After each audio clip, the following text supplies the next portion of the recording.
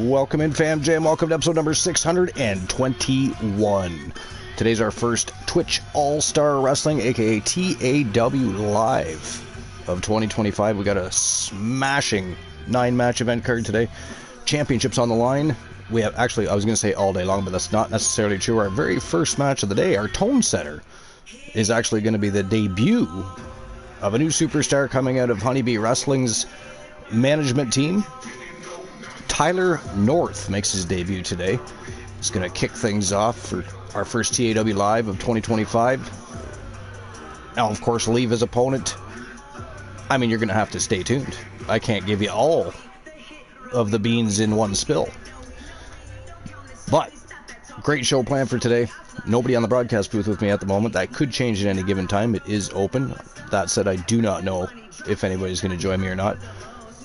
But, fire show today. We've got some Joe Links match recaps and highlights to go through. Stemming back to actually just prior to our 4th annual TWA Slammiversary show. So we have some matches and I believe a tournament to cover right before we get to Slammiversary.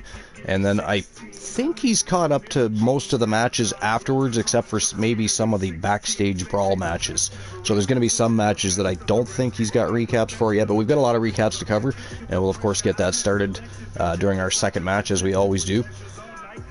But that said, what's going on, guys? What's new and exciting? Fam Jam, anything new and exciting? What's up? What's going down? I have to open my dashboard. I don't have it open yet. Give me a moment.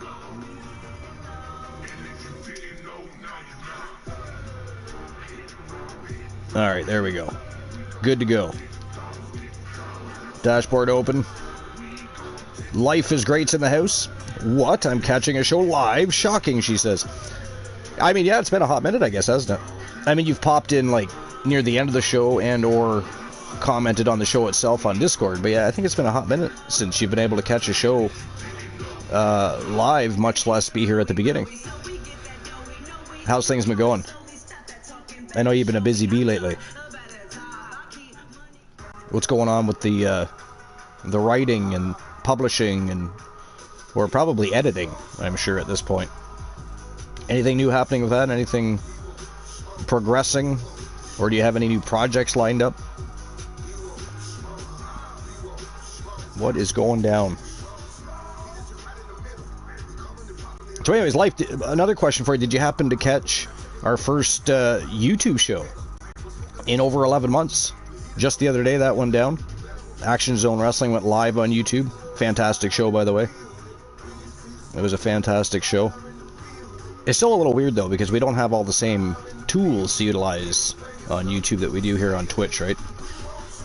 So sometimes you want to do certain things and you can't, like as far as commands go, and obviously there's no redemptions over there. So nobody can ban me for matches or anything on YouTube. That's always nice, though. That's always nice, though. A little less chaotic. But yeah, what's going down with your projects? There must be some sort of new information you've got to spill the beans on. Really has been. It's been pretty rough, honestly. I'm looking for a new job. As for the writing, yes, we are editing. I don't think we'll make our goal to be published by June, but we're working on it. Well, I mean, a goal is... it's always met with obstacles, right? Any goal you set. There's always an obstacle of some sort. It's just how you navigate that obstacle. You'll get the job done, I'm sure. What are you thinking, though? You can't do it by June. Are you thinking, what, a month or two later? A few months later? Like, what's the setback? Or do you even know at this point? Just something you gotta kind of roll with. Yo, Demon, what's going on? Welcome in. Appreciate you being here. What's new and exciting, my friend? Let's get a shout out going for Demon here.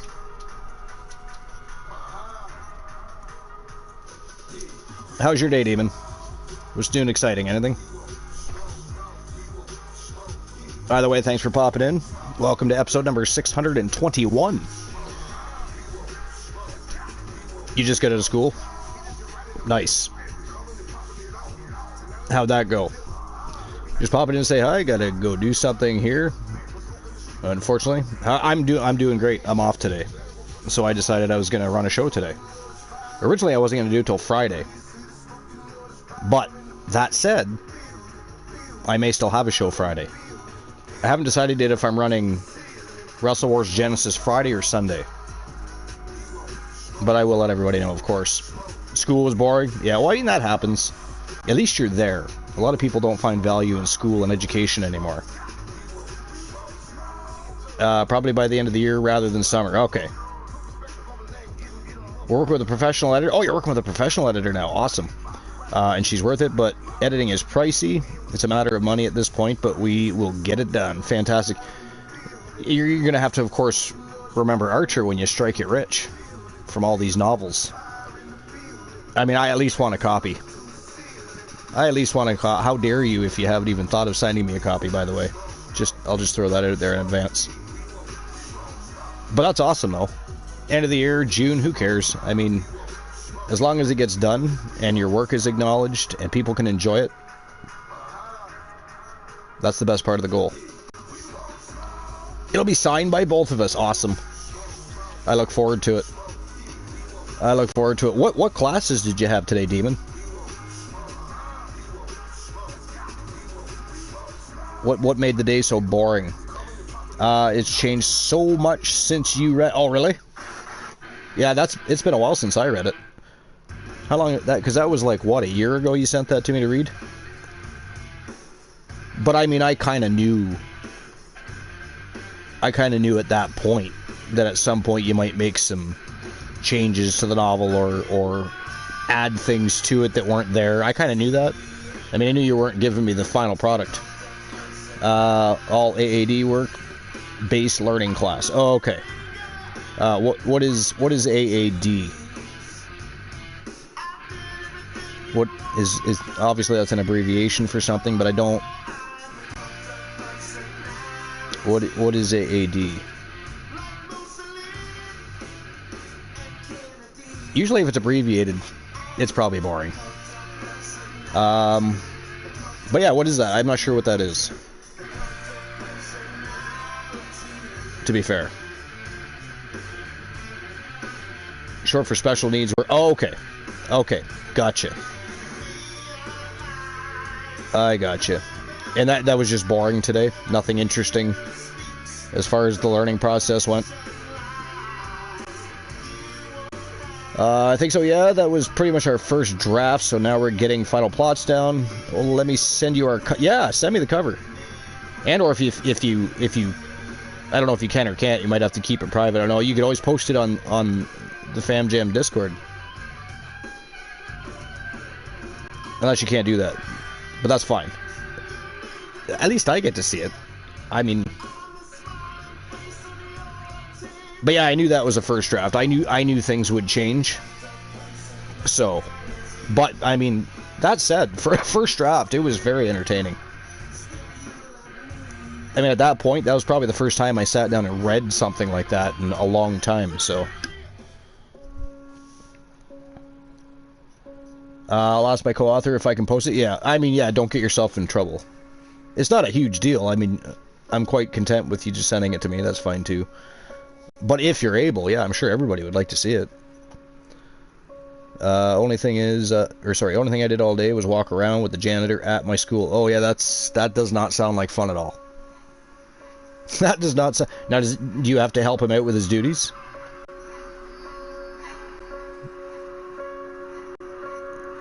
I'm assuming that might be the point of having to walk around with him. Yeah. Yo, Luke. What's going on, Luke? Broadcast booth is open, Luke. I don't know if you noticed. I did send you a message, but you do tend to ignore me unless you want to tell me something that you're disliking to do with football or it's about Mickey James. So, how dare you, by the way. And I'm so happy you found it entertaining. Yeah, we've added so much. We actually split the first book in half because we've added... Oh, wow. So it's basically going to become 2 then. Like, it's going to be not necessarily a sequel, but a second part? Or is it just going to be one big book at the end? I don't... What's your thought process there? Because, I mean, if you can make money off 2 books, why not make it 2 books? It doesn't have to be a sequel, just part 1 and 2 type of thing.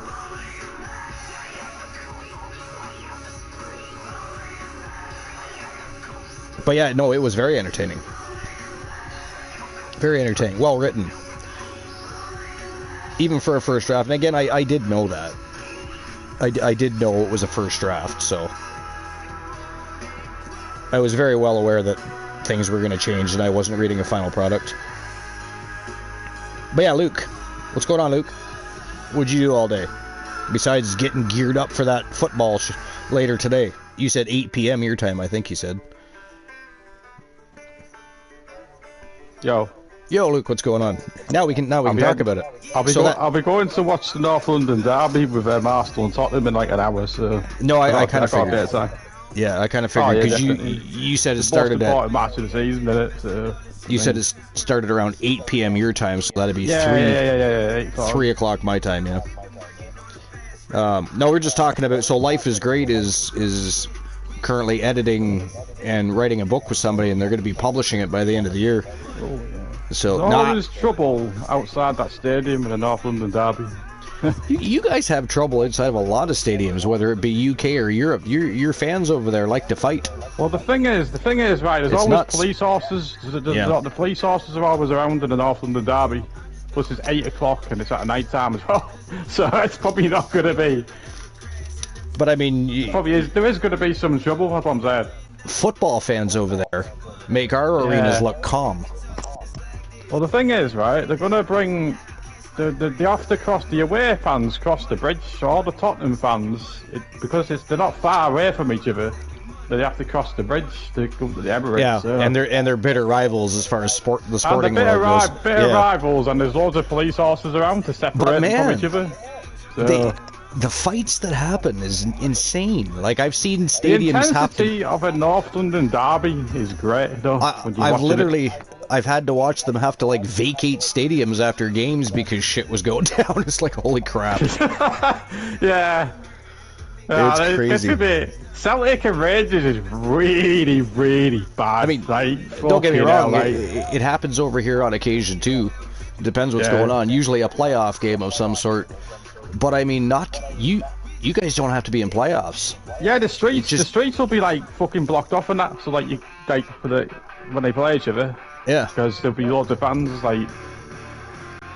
Especially when you've got like there's like loads of places. All the fat sections of the fans are separated, but they're all shouting chants at each other and that. I'm like, fucking hell, man. It's like, you know what I mean? Like, it's just like that's what it's like. I don't think. Loyal and very dedicated fans on many levels. Trust me, I know what it's like. I don't fucking like to lose to Tottenham, so I'm really hoping we fucking win. Like, no one wants to lose. It's great to win a derby, but it's also fucking hate to lose them. Yeah.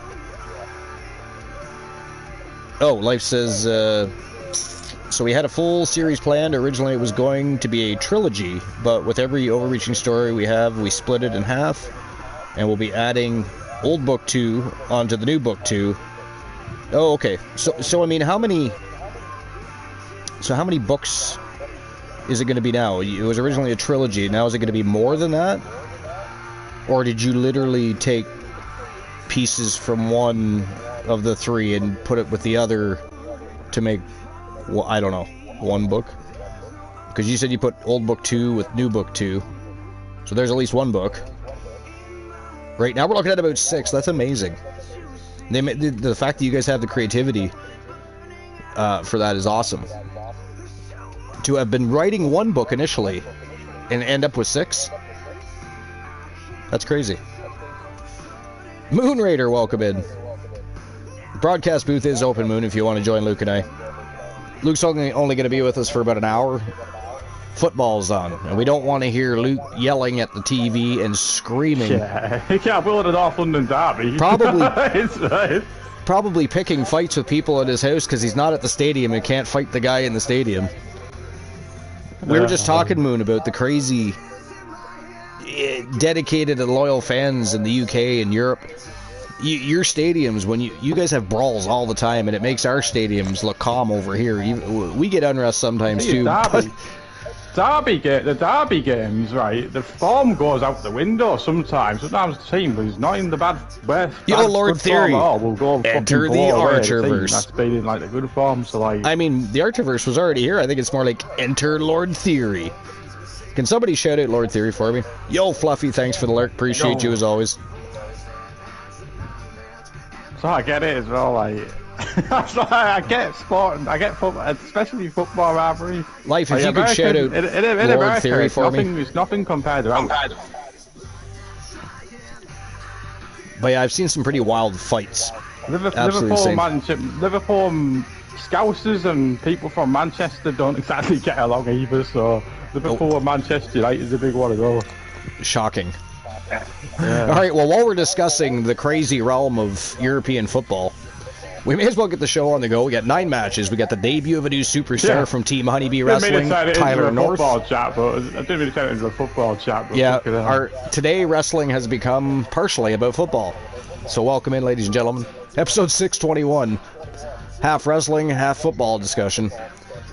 And I'm sure the shrine of Mickey will come up at some point. When you understand what it means, you'll understand. Who are you crushing today? I mean, I can't divulge the entire card for you people. You gotta stay tuned. You gotta watch. Everybody wants to know what's going on. What's going on with the show today? Am I on the card? Well, sit down with a coke and a smile, shut the fuck up, and you will find out. No, I'm just kidding.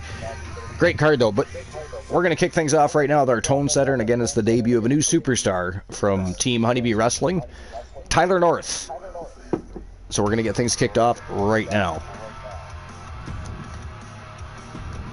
Taking on Austin Theory.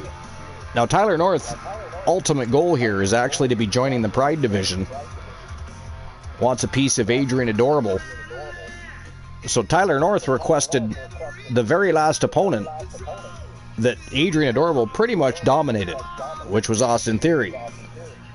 I don't know if this is to prove a point to Adrian Adorable or just to say he beat the same person that Adrian Adorable did to try and slide up that chain of command in the Pride Division. I'm not sure what his ultimate agenda is here, but his request was granted. It is Tyler North debuting from Team Honeybee Wrestling against Austin Theory from A-Town Down Under. Let's get to it. Showtime and go time. Time to turn and burn, Luke. And while we're turning and burn, we're going to discuss about the craziness that is European and football in the UK. Yeah. The dedication of fans to the point. I really don't like Spurs.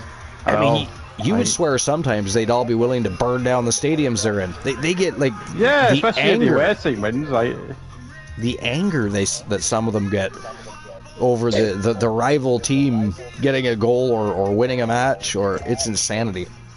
Well, someone kicked Aaron Ramsdale in the back. One of the Spurs fans when Arsenal won 2-0. Someone went and kicked Aaron Ramsdale in the back, and the security got him out of there, man. The fucking dickhead. Really? Yeah, he kicked him in the back. Kicked our goalkeeper in the back when he went to get his water bottle. Because he's behind all the Spurs fans. Yeah. And it's their stadium, so he's obviously going to get a lot of abuse being the goalkeeper. So tell us a little bit about the history of the two teams that are playing today.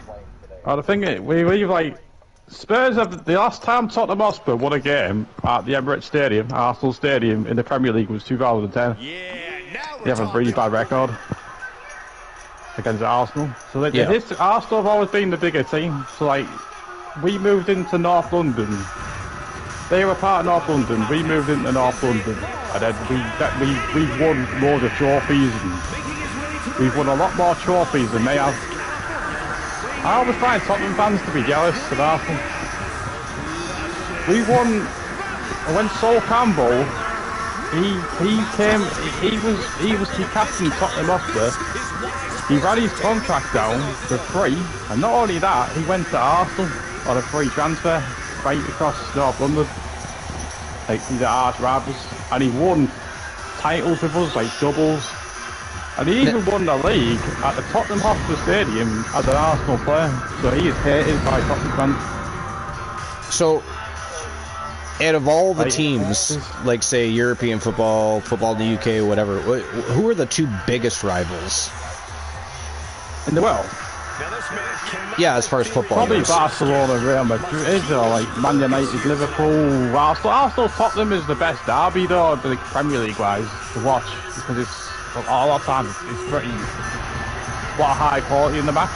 Now, is there like a specific moment, whether it be a regular game or a playoff game, that you specifically remember that even you were watching and went, "Oh my God, I can't believe this is happening"? Yeah, we went 2-0. We were 2-0 down, and we ended up winning 5-2. And it started off really bad, and then we won 2-0. We won 5-2. We won 5-2. The final score was 5-2 Arsenal. And that was one of the greatest days ever.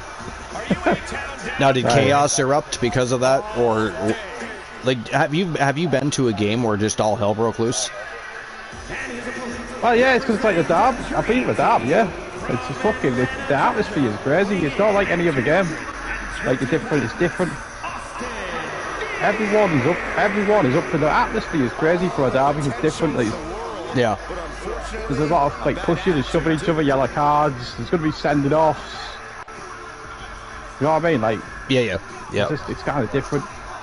Now, when you see the passion on the players as well, they better show passion, because if you're not passionate for that game, you can get out of the club basically. I mean, you can leave. What about you, Moon? I know you're not on the broadcast at the moment, but do you have any moments watching football where you just couldn't believe what was happening?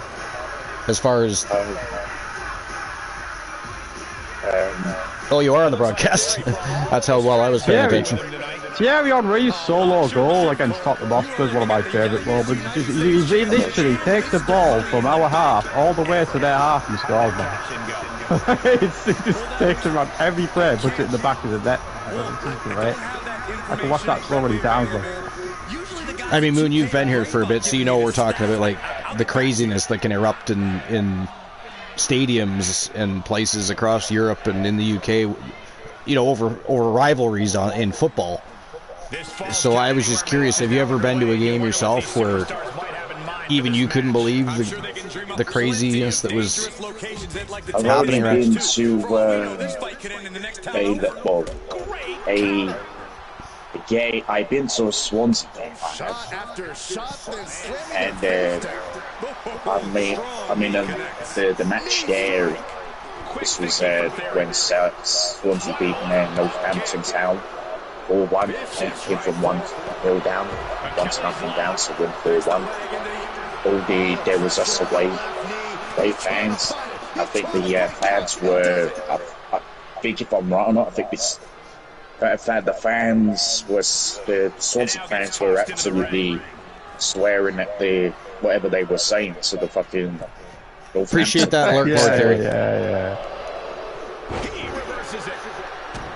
Apparently, Lord Theory is off to the janitor's closet to be successful in a no disqualification to pick up his kids. A ruthless one, Cole. You can't show any Interesting place to pick up your children. Anytime you waste second guessing yourself. I've never been to a live football game or even over here soccer game. A lot of hockey games. Oh, I've been to lots of those. Yeah, I mean I'm Canadian. You can't be a real Canadian if you haven't at least been to a hockey game. But even if you don't like hockey. I mean, even people that don't like hockey still go to hockey games, because it's not just about the sport, it's about camaraderie and socialization, and we're big on that, right? So people go anyway. It's like, that's how pro wrestling got bigger, you know, when you think about it. In the very beginning, it was mostly children and guys that went to it. Now you've got families and women, you know. It's just evolved so much. But yeah, people go to hockey games just to have a good time, not necessarily just to watch the game itself. You know, so I mean, yeah, it's different. We have fights break out and shit in arenas here, but not to the same level you folks do. Yeah, well, it doesn't happen like every single game. No, but it happens a lot though. Oh, you know yeah, I mean? Fucking hell. I wouldn't go and fight personally. What's the point? It's them kicking a ball around the fucking pitch. I'll tell you that, like, your football is way better than what they dub as soccer over here. Oh yeah. Like Major League Soccer, their best team would lose to your worst team. I'd almost guarantee They would, yeah, they would. You know what I mean? They really would. They would, yeah, they would. Now, that mind you, they seem to be stealing a lot of players from, you know, football leagues. But then they come over and get big contracts and really don't do much. Yeah. Like, even back when David Beckham did it. I mean, What did he really do? He got a massive amount of money, didn't he? Oh, shit, yeah. Like a shit ton. And what did he do? He was just went out to retire. I mean, he didn't do much, yeah. It's like where the good football players come to retire. Ex big name players go to the MLS just to retire. That's all they go there for. I mean, if I was Major League Soccer, you know, because Major League Soccer is Messi still makes growing, that right? league look. Messi can still make that league. Messi makes the league look fucking piss easy still, and he's like 35, 36 now, 35. Something like that. Is he that old? Oh, not that that's old, but I mean, it's football we're talking here. I mean, yeah, it's football, sport talk, innit? That's old for a player. Yeah, I was gonna say, because typically what people are done by the time they're 30. Yeah, he played in the MLS. This is what I mean. It's easy. He makes it at that age. He makes it. He looks world class compared. He looks absolutely amazing compared to everyone else. And he still is amazing. He still is good as well. That's the scary part about it. Yeah. And now I wonder what they think in comparison, the two different styles of football. Because I'm not even sure, does soccer or MLS, does MLS and football have the exact same rule set now? Or are they still slightly different? It's kind of different. Like, they get like 3 points for winning stuff like that, but they have their own versions of their playoffs. Oh wow. That is it. That is all. Austin Theory picks up the big win, upsetting the debut of Tyler North. I don't even know what happened. I was reading the chat while I was conversing with you guys, and I didn't even see what happened. I see Theory bleeding all over the place, but he picked up the big W. Tyler North did not defeat the same person, Adrian Adorable. Because when Adrian Adorable faced Theory, he pretty much annihilated him. Actually, we're going to cover it in Joe Link's match recaps and highlights, but whatever his agenda was, it's not working out. The debut of Tyler North did not go his way, unfortunately. But congratulations to Austin Theory. Wow. I mean, nobody wants to lose their debut match, but it does happen. I mean, I've seen people come in and lose their debut match and then not lose again for 10 matches. So it happens, but yeah, I didn't see at least the last half of that match. I mean, I thought Tyler North was looking good in there. So I don't know what happened. Either way, Austin Theory picked up the W. But yeah, I was curious about that, if the rule sets were yeah, different or... Because you would different because they do playoffs after the league, I think. Yeah, they do. I've never watched it because there's no reason for me to watch that if I'm from honestly, like I know, like it's like what it's like you, it's like me telling you to go watch the English basketball league, but it's fucking shite. Like, why would you watch that? Fair enough. NBA if you watch it. So yeah, fair enough. I don't even watch English basketball league. But what I was going to say is, you would think, considering they're still trying to grow MLS, you would think you would want to make it as close to actual football as possible. But yeah, I do know that they treat their league the same as any other major league sport over here. So they have a season, then they have playoffs.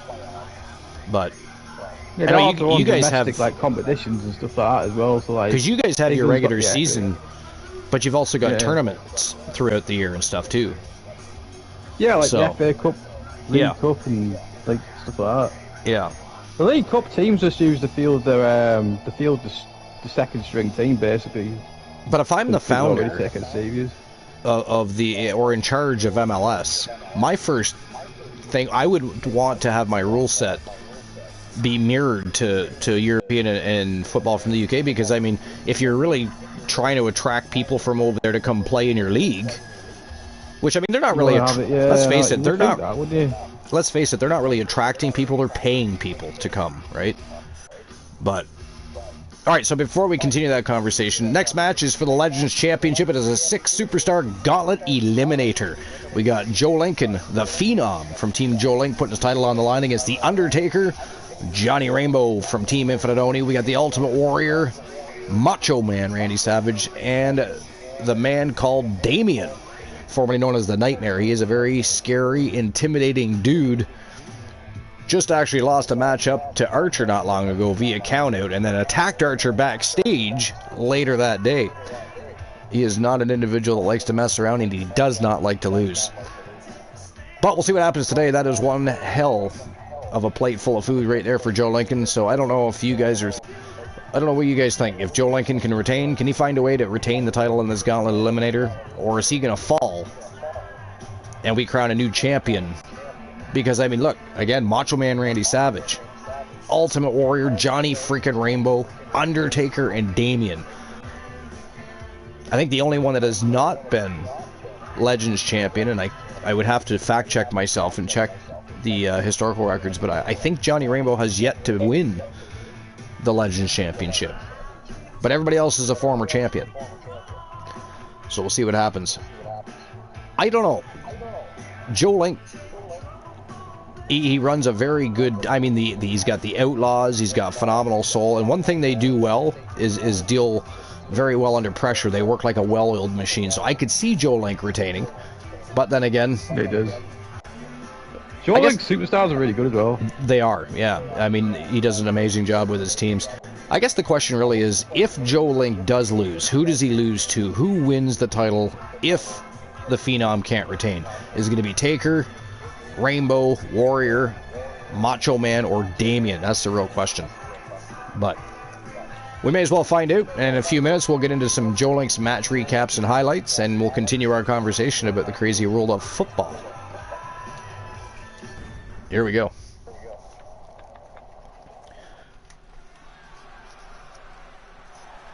Yeah, I gotta be honest, North American soccer doesn't interest me at all. But I have... Yeah, it's just shit. I have many a times sat down and watched football. And or a tournament that happens to be going on. Yeah, like a World Cup or something. Yeah, exactly. Exactly. It was never really a big thing in Canada specifically. Oh, so you think really that they're not People, fan. It's one of those things. Don't like it all, but yeah, like, they taught it in school and you played it, but I mean, nobody really said, "Hey, I'm going to become a soccer player." They want to be a hockey player, a football player, or something else. Yeah, it's not as popular, is it? It's just what it is. No, like yeah. American football really is not really popular. You're not going to beat our football. No, well, I see. That's one of the first things I noticed. A big difference in between MLS and European football was the quality of play and players in general are just. I mean, it's a vast array of athletes over there. Over here, I find most of the guys. I watch MLS from time to time just to check it out, and sometimes I'm thinking, are these guys actually professionals? Yeah, you know what I mean? Really bad. It's just really bad football. I'd rather watch You're not English wrong. league. I'd rather watch English non-league over that. Yeah, no, you're not wrong. It absolutely is. It's not. My local football team, I could go watch them, and I'd rather have more enjoyment over that watching MLS. Yeah. All right, I love this guy. Yeah. Moon, have you ever watched MLS? I've seen Inter Miami play. Okay, Life, I'll check that out. I've only seen that. Yeah. What's your opinion of Major League Soccer compared to, real football? I think it's basically where players retire. Yeah. Yeah. Best you go retire, best if you go there to enjoy the weather or not. I mean, I don't know if you agreed with what I said to Luke. What I said to Luke was I think that the best MLS team would lose to the worst football team. Yeah, would, yeah. Unless you're playing San Marino, they are officially the worst team ever. Oh, are they? Football. Yeah. I always laugh when I see. 19. They lose about 19-0 every match, like 15-0 and all that. They're fucking like semi-professional. They work part-time and stuff like that. And they actually won a game like not long ago, and it was fucking hilarious. San Marino actually won a game. The women's Canadian team over here seems to be doing better every year. I'll say that. Oh yeah. That surprised me a lot. But you know what? Women's football's nowhere near as on the level of the men, like. But no, they're getting better. Yeah, absolutely. I'm not being sexist or anything like that. Yeah, but for years there was no women's football. Yeah, exactly. You know what I mean? So I mean, the fact that they're evolving so quickly, because look at other sports. Women athletes are starting to dominate, man. Like, the thing is especially when it comes to like things like combat sports, and me as an instructor and somebody that's been in martial arts a long time, and I've trained people, one thing I notice is women, if they stick to it and follow through, they really become badasses at whatever sport it is they're learning. They're no nonsense, where guys will come in and they got question after question, what if scenarios and all that stuff while you're doing your thing. Women just listen, and they do, and they wait for the next lesson that they can pick up and put underneath their belts. It's crazy. I always liked working with kids too, but it's the women that have impressed me, especially over the past 20 years or so. But it's all sports in general. Hockey. I'm surprised there's not some sort of women's baseball league yet. But yeah. I mean, there was a long time ago during the war. That's interesting. Right? I think there is women's baseball, but not professional. Not anymore, anyways. I tried watching the women's basketball, but in the WNBA, and it's just not very good at all. Yeah, there is women's basketball. That's right. There is women's basketball. Like the occasional good players, but it's like they can't really dunk and do things. They don't dunk and do other things like. Women athletes still aren't making the same money as male athletes over here, though. You know, so it's, you get all these, but maybe that's why, though. You know, maybe that's why some sports they seem to be getting weaker. Is there's too much money and politics involved in them. You know what I mean?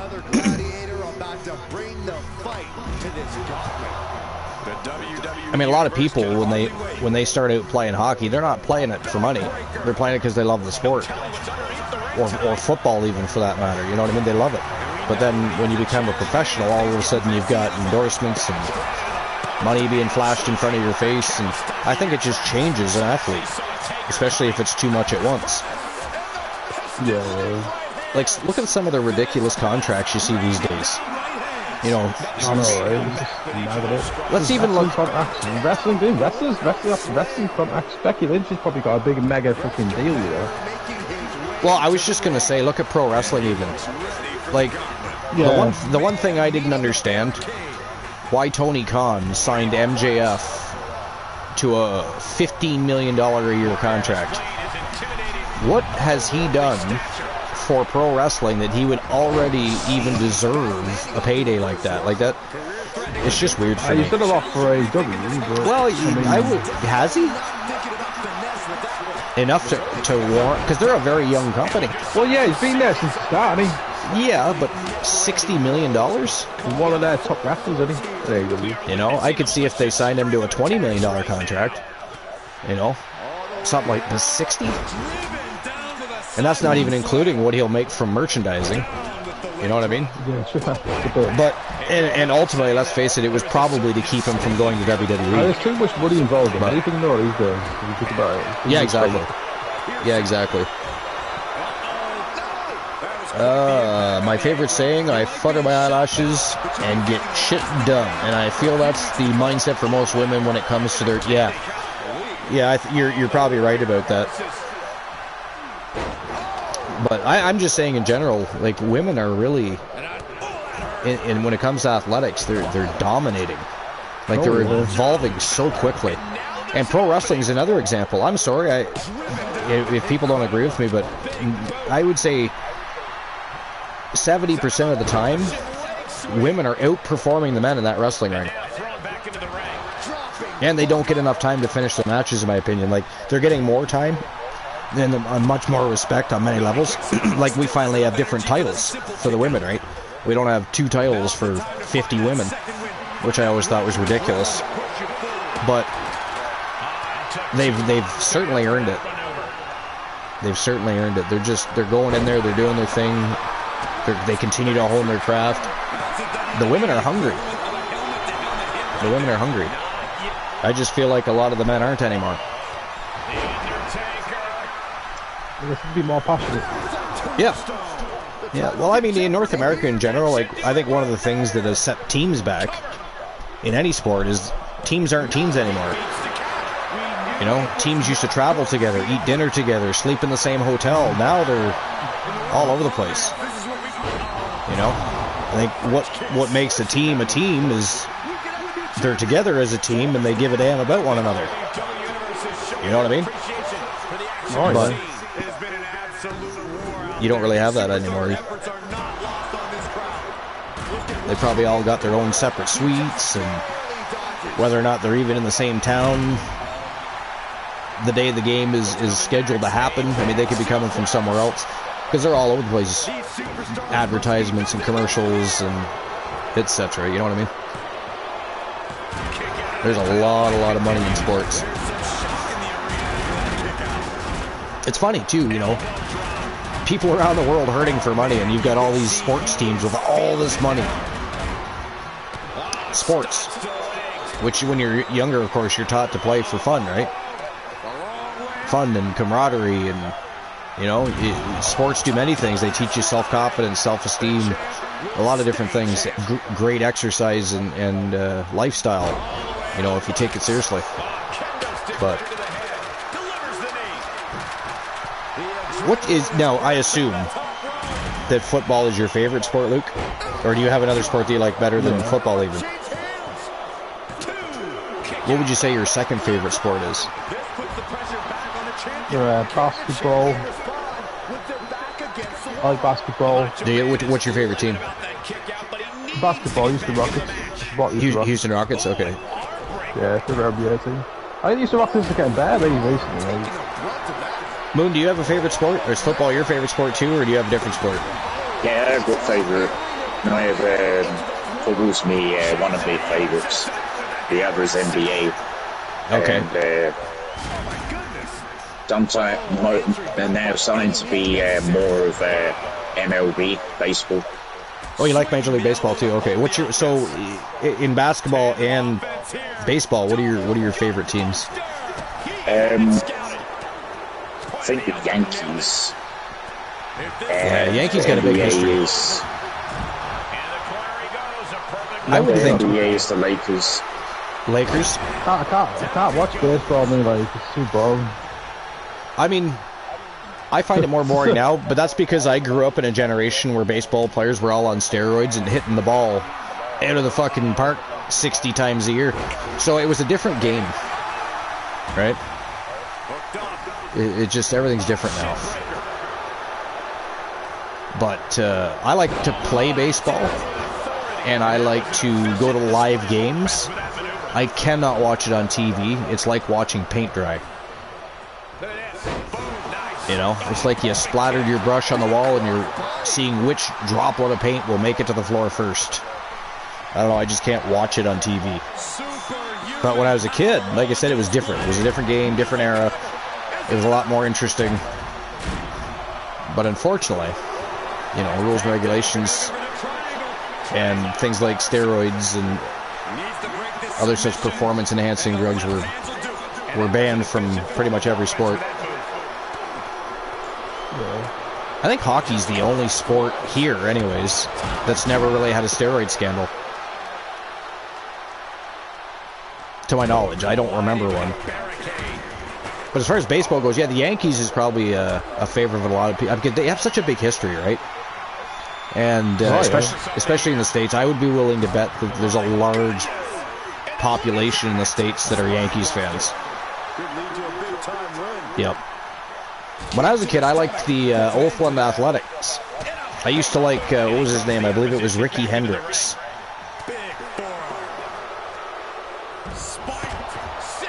I was never a Toronto fan. I'm Canadian, But our baseball team sucked. They still suck. I don't support my local teams. I mean, the Montreal Expos, they don't even exist anymore. Montreal moved to Washington. And then, I'm trying to think. Toronto's our only team in baseball, I think.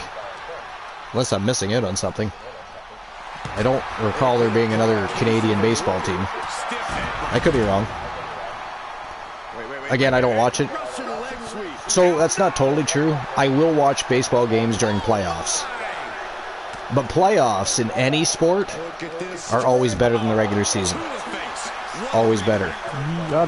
Especially hockey, because the referees are a little more laxed and they kind of let them play the game, and it's more like watching old school hockey. Regular season is like plagued with ridiculousness as far as penalties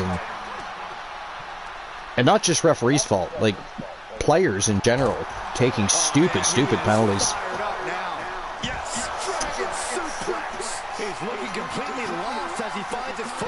But yeah, Toronto, I mean, they won the World Series back-to-back in the early 90s.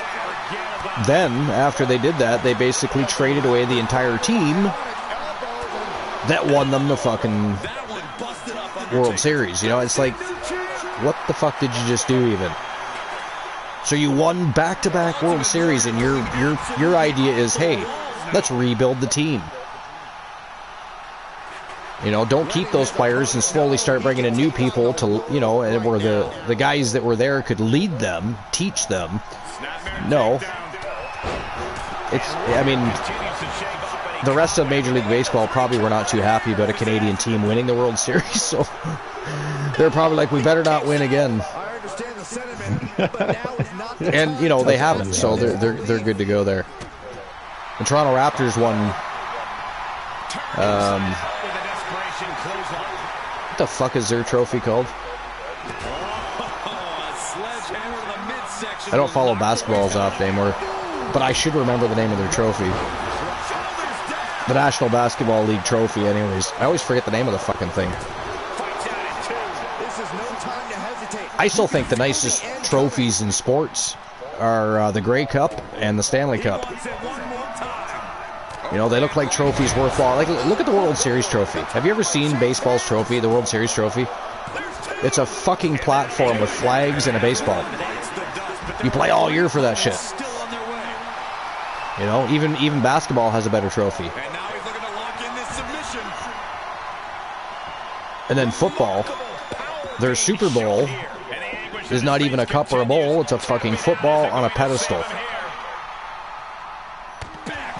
It's like, wow. You know, at least have a decent championship trophy. I'm gonna take it out.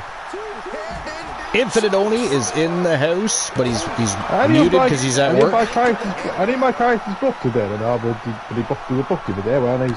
Gooner is booked today, yeah. Oh, is he? Yeah. I mean, Alexis was just on our first live YouTube show. In over 11 months. Action Zone Wrestling went live, yeah. She became a champion, as a matter of fact. She did. That was a great match, too. I thought Raw was pretty good Monday night. I didn't have any issues with it. You know what's funny? I actually thought this Monday was better than the debut. I know, right? I thought it was bad. I mean, don't get me wrong. We didn't have The Rock there, and we didn't have some of the celebrities there, but it was a solid show. Oddly enough. I didn't like how The Rock was just obviously holding Cody Rhodes. Did you notice that Raw was only 2.5 hours? Yeah, I noticed that. You know? Yeah, I noticed it. And then of course, rumors coming out that people were pissed because Penta's match and promo went over time slot. It's like, what do you mean over time slot? You're supposed to be a 3-hour show. You cut the show off at 2.5 hours. I don't think there was any bullshit going on, because Triple H, right after that all happened, sent him a message on X, you know, being happy that he was there and welcoming him. And I think sometimes shit's just made up to get people like us that like to read the dirt sheets. Yeah, get us going, get us talking about crap. That main event was good, man. I can't wait for Ray Phoenix, though. But AEW are holding. Oh, I know. They literally are at this point. But you know what? If you're not going to use him, what's the fucking point? The thing that bothers me about that is Tony Khan was always so vocal about when Vince McMahon would do shit like that. Right? Because he had the same capability of extending contracts if there was an injury involved. Right? Or he would pay them more money to stay a little bit longer. What have you. You're not fucking giving him money to fucking... Like, oh my god. It is down to... This match just came down to Damien and Ultimate Warrior. The champions out were guaranteed a brand new Legends champion here. Undertaker is gone. Damien took him out with his own submission move, actually. Got him with a Hell's Gate. At least I think it was. Did anybody else see that? That was a Hell's Gate, yeah? I believe it was. Warrior and Damien, though, what the hell? I was expecting Damien to be fine too. I kind of was, especially after his ride. Wow. The Ultimate fucking Warrior just became the new Legends champion. Okay, so that I did not see coming. Well, I'm going to head off. It's Derby time. So. That's not for 17 minutes, sir. How dare you? Fuck off, you bitch. It's because you're fucking British. I'm fucking British. That's you're gonna show up early to a game that hasn't started yet. I know what you're doing. Actually, Moon, I know what he's doing. He's going to visit the shrine first, then to the TV. It's different. It's different from a normal game. I like the building. You're going to the shrine of Mickey first, aren't you? Don't lie to us. Yeah. Did you buy anything new for the shrine? I'm not going to tell you what I'll be doing at the shrine. I mean, how many more items have you added to the shrine? The only guy I know that spent $578.89 on a pair of Mickey James panties to add to a shrine. On eBay, nonetheless. But Yo, Strife, what's going on, Strife? Welcome in. I'd sniff the parties whenever I could. Yeah. Alright, well, we will miss you, Luke. Moon will cry a little bit. I'm sure. But enjoy the game. Feel free to pop in and let us know what's going on if you want. Yeah. I'll be angry if we're not winning. I'm sure you will be. I'll pop in. Yeah, I'll definitely pop in if I can. Yeah, definitely pop in while we're still live and let us know what's going on, whether it's good or bad. Don't be popping in to brag. We want to know if your ass gets scored on today. No, there is Bears fans that in our community. I don't know if there is, but. But I don't want to talk to you if you support Bears. All right, well, enjoy the game. Either way, we'll talk to you later. Oni going for more championship opportunities here. We got 13% world championship worthy, 86% tag team. We're not scoring enough fucking goals. I think it just worries me a little bit. But I'm gonna go and enjoy the game. I'll just go and Intergalactic Universe. Or wait, sorry. Intergalactic. Oni's trying to fuck with my eyeballs here. I should ban him just for that alone. Intergalactic Universal Space. What? What in the fuck did I miss? Hold on, I'm looking. Intergalactical Universal Space. I don't even see anything in chat relating to that. Oni's fucking with my head again. He likes to do that. Oh, it's a joke. Okay. I mean, I would laugh, but I don't get it. I don't get it. Moon, do you get that? Bullshit, I think, yeah. Intergalactic Universal Space.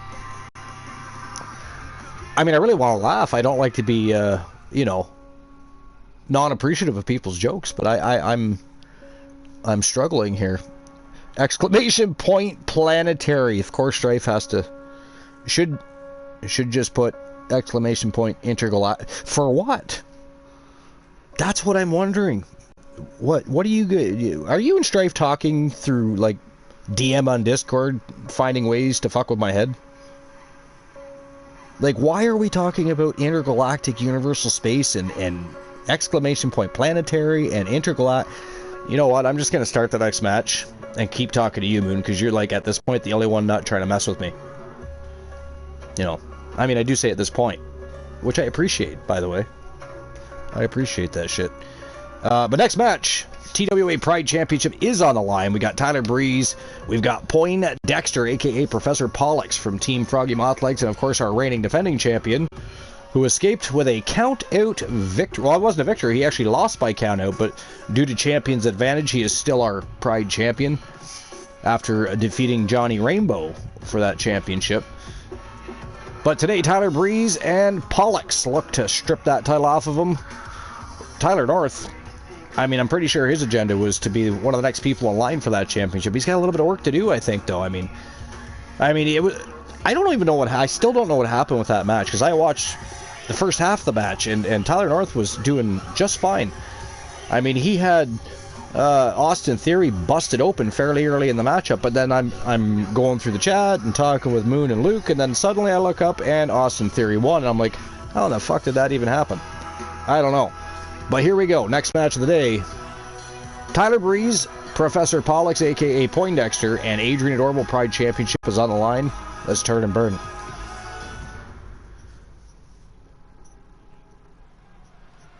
That's Aria's theme. Oh, that's Aria's theme music. Okay, okay. Gotcha. I saw Aria was a heel at one point in a Dogface promotion. Speaking of Dogface, I think he's live today. Pretty sure I saw him come up as live today.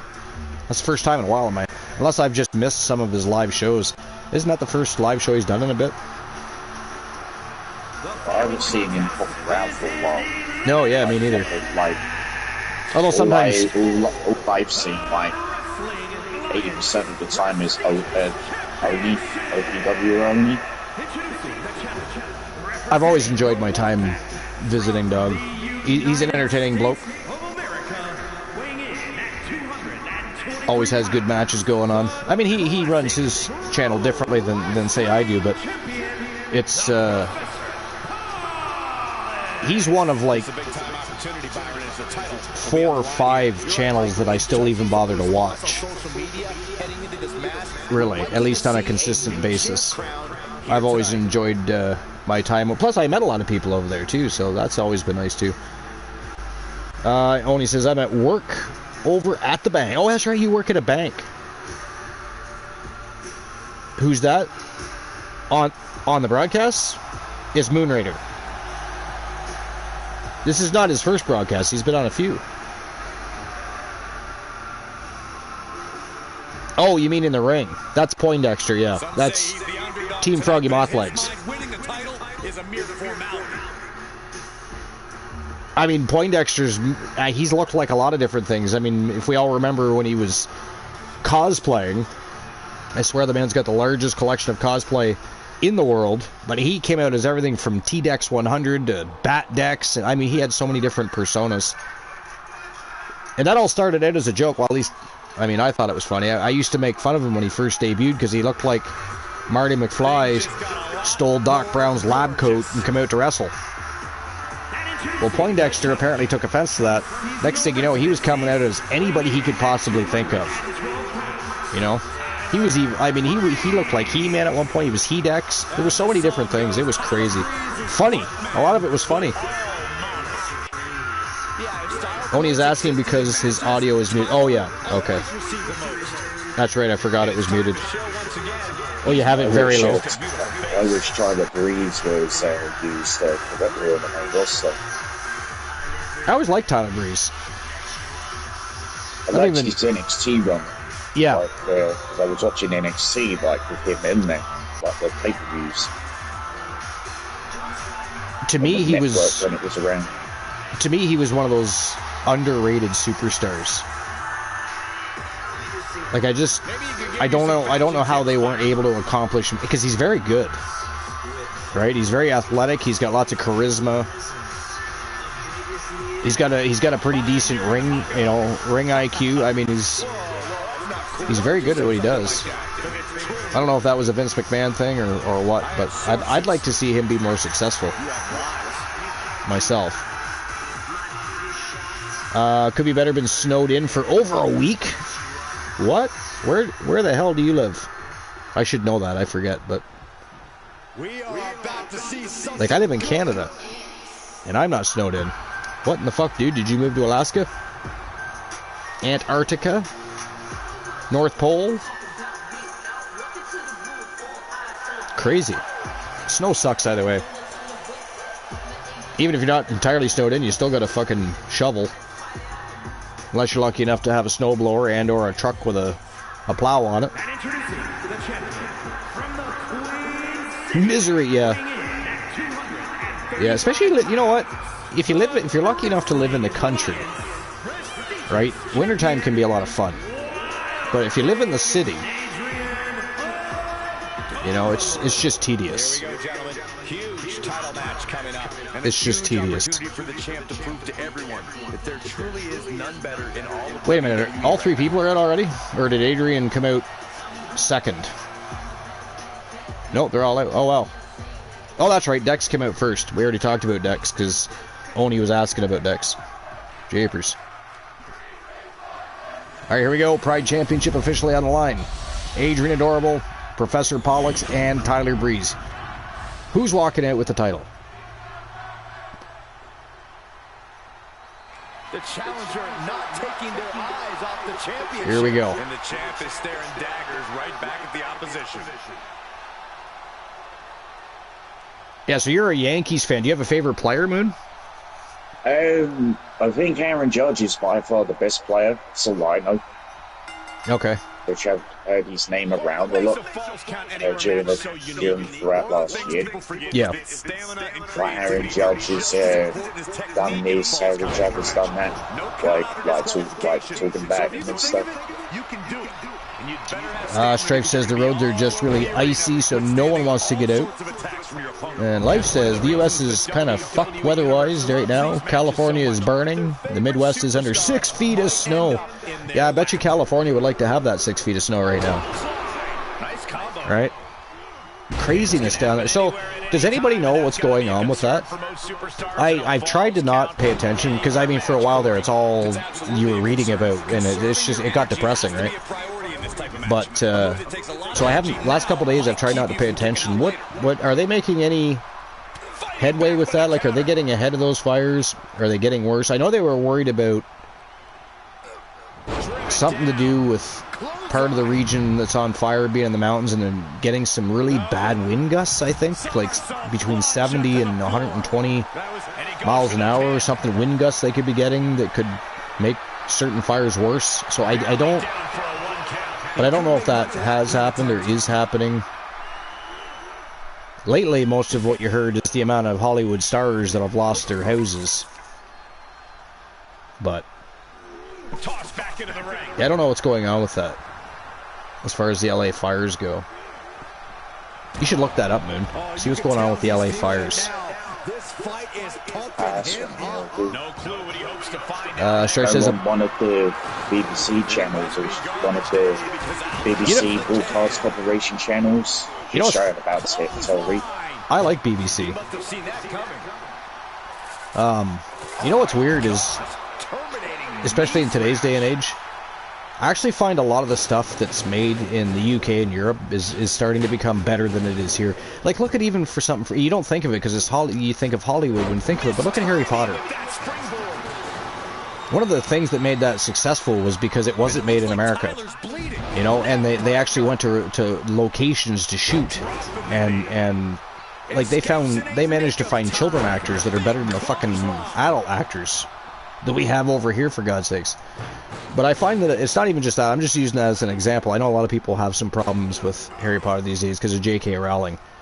I refuse to not enjoy the work, the art, and appreciate the fact that so many different people, you know, spent months and months away from their family to make those movies, and you know, they found a sense of pride in receiving those roles and being able to participate in the making of those films. I think J.K. Rowling should have just shut her big fat mouth. You know, I think that sometimes people get to a certain celebrity status and they think they can just say or do what they want when really they need to consider other people before they speak.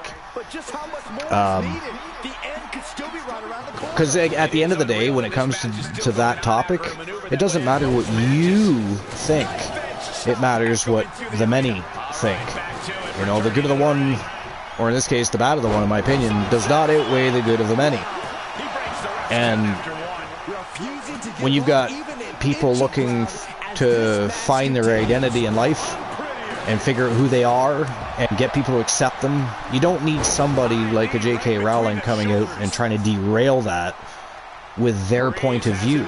It's great that you have an opinion, and you are allowed to have that, but it does not need to be spread virally, especially in a world where people are still looking for proper acknowledgement, you know what I mean? So I get all that, but again, I refuse to be one of those people that diminish the entire art and effort, time, and work put in by other people to create said art because of the idiocy of a person. I can separate those two, and I can still enjoy the books and the films, and I can still look at it and go, well, you know, yeah, I would like to distance myself from you too, because I think at this point you're just a plague in a world that's looking for acceptance, not negativity. You know what I mean? So you have not heard anything about Headway getting it down. Moon is looking it up right now, so we'll find out at some point.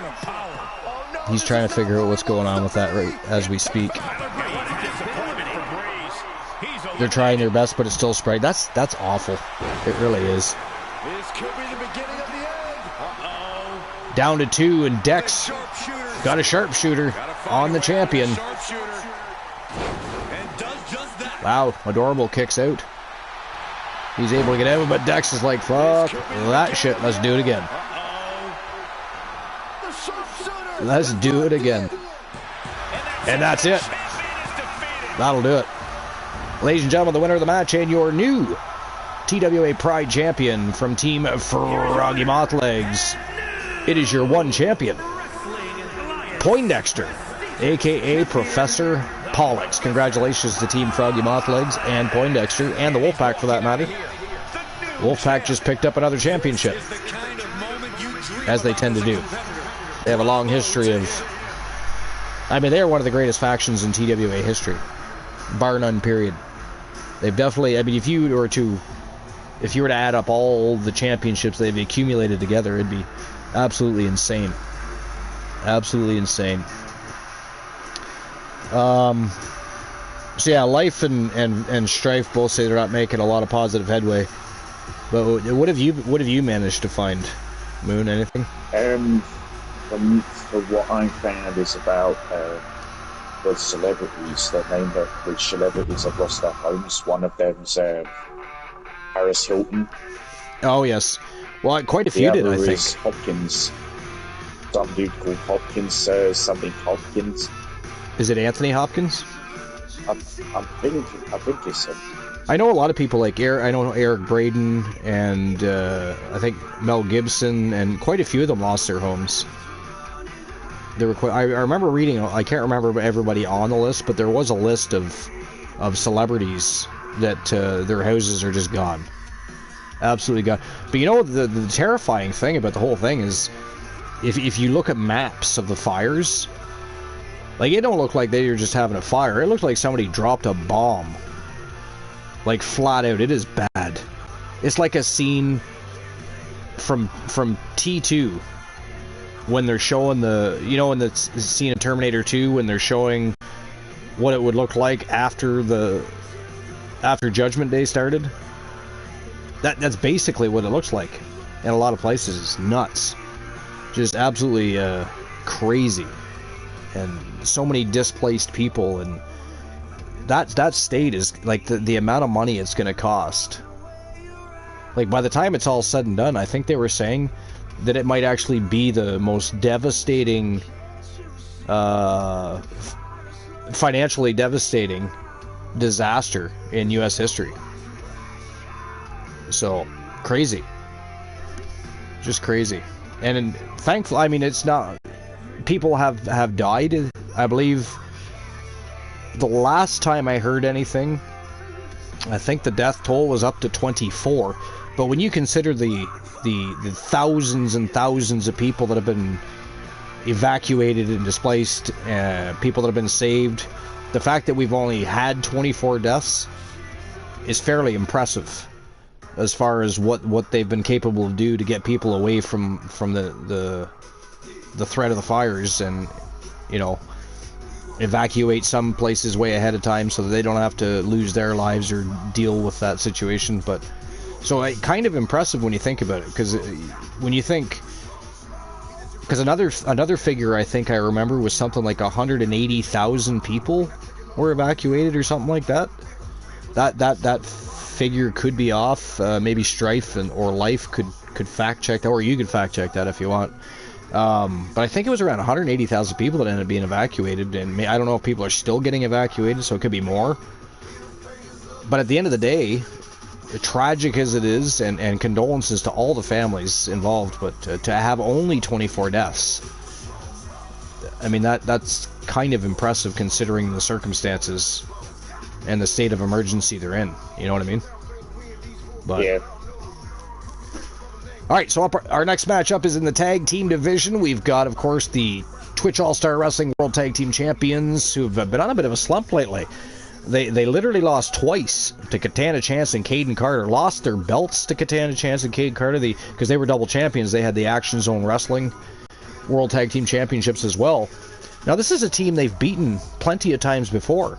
Not necessarily as part of League of Nations, but they weren't always just League of Nations. They've been part of other factions, and they have defeated Katana Chance and Caden Carter many times before. But Katana Chance and Carter, man, they're on an absolute tear right now.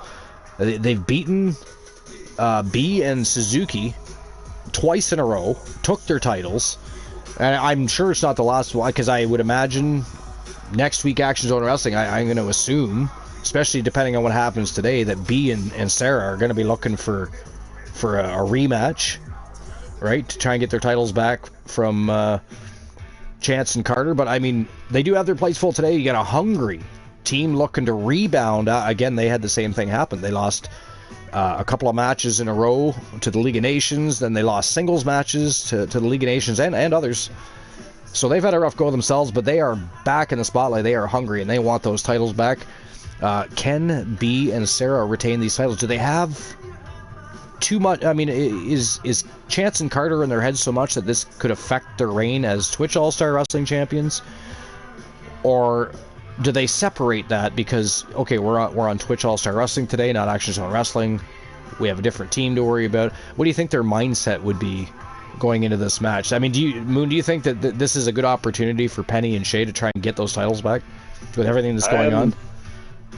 I mean, I think it depends. Like, I mean, I know that the League of Nations beaten them, or I think it was the other whoever beaten, which involved, I think it was B Jackson or Sarah beating Jay Sterling and Penny Lane.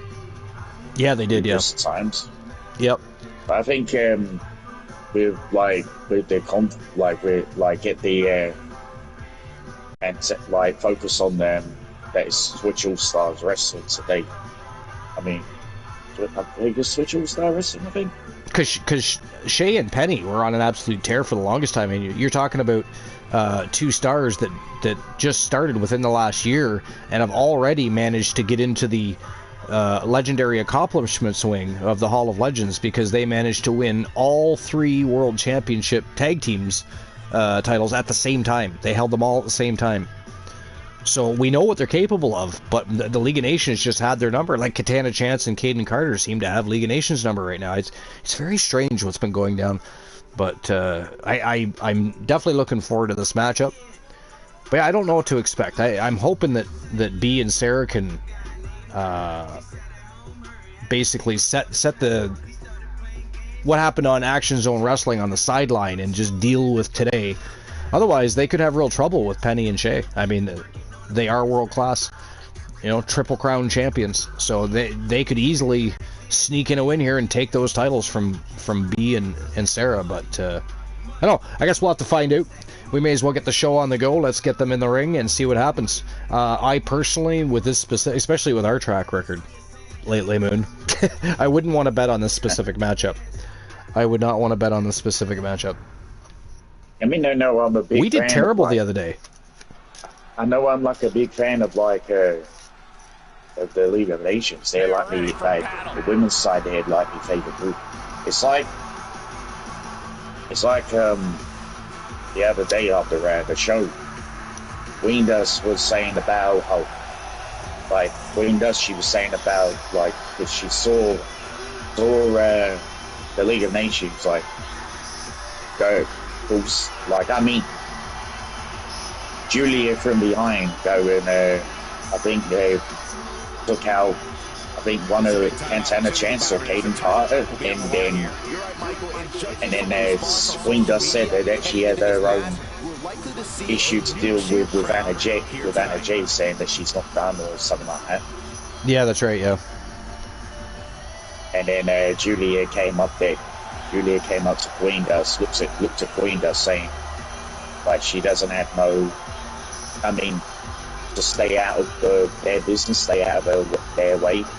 Do you think they meant that, though, or do you think that was, you know, there's an agenda there? This is gonna be good. The thing, I mean, like, they have their, like, Queen Dust has her own fair share of issues, like, with whoever. Right. And even, like, the League of Nations with Cantano and Hayden Carter. I'm still shocked about that. I can't get that out of my head still. And they just had a rematch of sorts with them too. It was a tornado tag team matchup. I thought for sure they'd be able to handle business there, and somehow, I mean, I think it was Katana Chance that picked up the victory in that matchup, but they actually beat them in a tornado tag team matchup too. Just crazy. But yeah, there is a lot going on with League of Nations and Anna Jay, and you know, Queen Dust has to be worked in there somewhere. I mean, although she likes B Jackson and fucking Julia. Yeah. I mean, she's had like elsewhere, she's faced B Jackson on my CCW. But like, even though they've had a couple of matches, like. So like one-on-one capacity. Yo, Honeybee. Like, match. I just realized Honeybee was in the chat. I've been trying to pay more attention. I expected that one match because I had no idea what happened, so I knew I got to not just pay attention to the chat. But it's funny because back in the day, I used to have a bad habit of talking and watching the matches and forgetting about the chat. These days, I forget about the match and I'm paying attention to the chat. It's like a reversed role thing going on here. What's going on, Honeybee? I don't know what happened in the Tyler North matchup. I don't know if you were here for that. I'm still confused about exactly what went down there. That was actually the match I was talking about, because when I first watched it, Tyler was handling business like no tomorrow.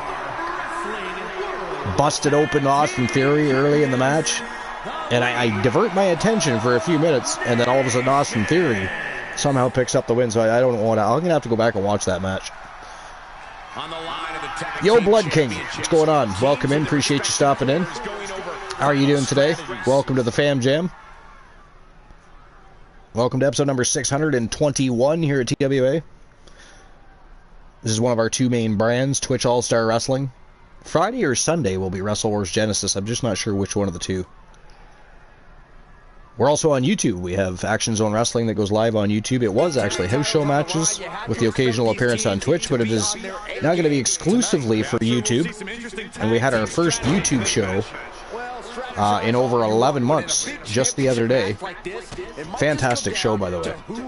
If anybody hasn't watched that show yet, make sure you go and check it out. I think we had 5 championships change hands on that show, if I'm not mistaken. I think it was 5. 4 or 5. So she tags in. But Action Zone Wrestling started off 2025 with a bang, so they had championship matches all night long, and this is the first TAW live of 2025, so just like with Action Zone Wrestling, we've got a pile of champions being put to the test today. Right now, it is B. Jackson and Sarah Suzuki, the League of Nations, defending against Retro Beat, the only Triple Crown tag team in TWA history. They had all 3 world championships at the same time. Then lost the titles to the League of Nations. Have been trying to get it back ever since. There's a tag. Of course, League of Nations have had issues with Katana Chance and Caden Carter as of recently too, and that's something Moon and I were just talking about, is are they going to be able to keep things going their way, or do they have so much on their plate and so much in their head that it just interferes?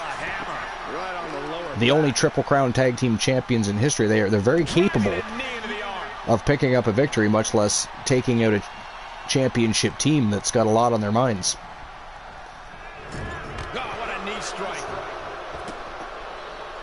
By the way, what did everybody think about Anna Jay picking up that win? Anna Jay with a new championship under her, well, around her waist. I was going to say under her belt, but it is a belt. It's around her waist. Pain in the shoulder is the kind of thing that builds and builds during a match.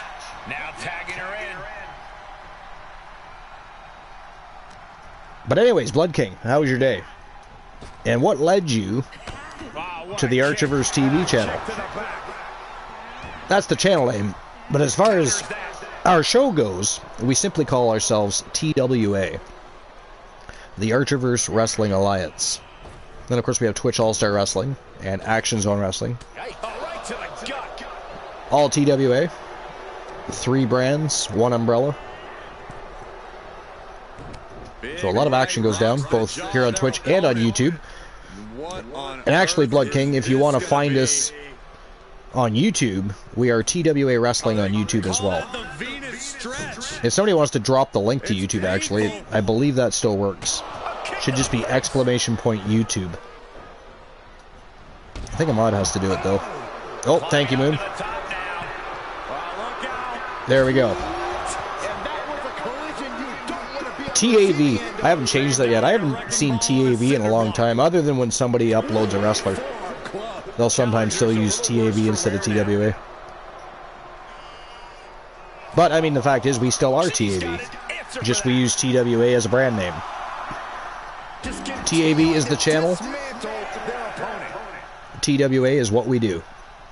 And I do say we. Believe me, this is not a channel that operates just on the power of the host of the most, so the most must-see show on Twitch and YouTube TV. We have a great community. Everybody helps out. Everybody writes stories. Comes up with angles and championship match ideas. We are a fam jam. Nothing on this channel is done without everybody else knowing about it. Well, except for, I mean, the actual cards themselves. They don't know what's happening next. They don't get that much inside info. Except for maybe Joe Link. But that's because he and I are constantly discussing certain things and keeping storylines in check. And, of course, he creates logos for TWA. He also does the recaps, which we haven't even got to yet. But, I mean, our conversations have been stellar, so not really necessary. And if we don't do them today, we'll do them on Friday or Sunday. Again, I'm not sure if Genesis is going to be Friday or Sunday. My head says Friday, but I feel like it's going to end up being Sunday. It's just one of those things. Fridays are up in the air, I think, for everybody. It's one of those days of the week where everybody's got plans anyways. Generally speaking, I never found that Fridays were great days for running shows. Yo, Rodney, that dude. What's going on, buddy? Invading with a party of one. How's it going, Rodney? Appreciate you stopping in, my friend.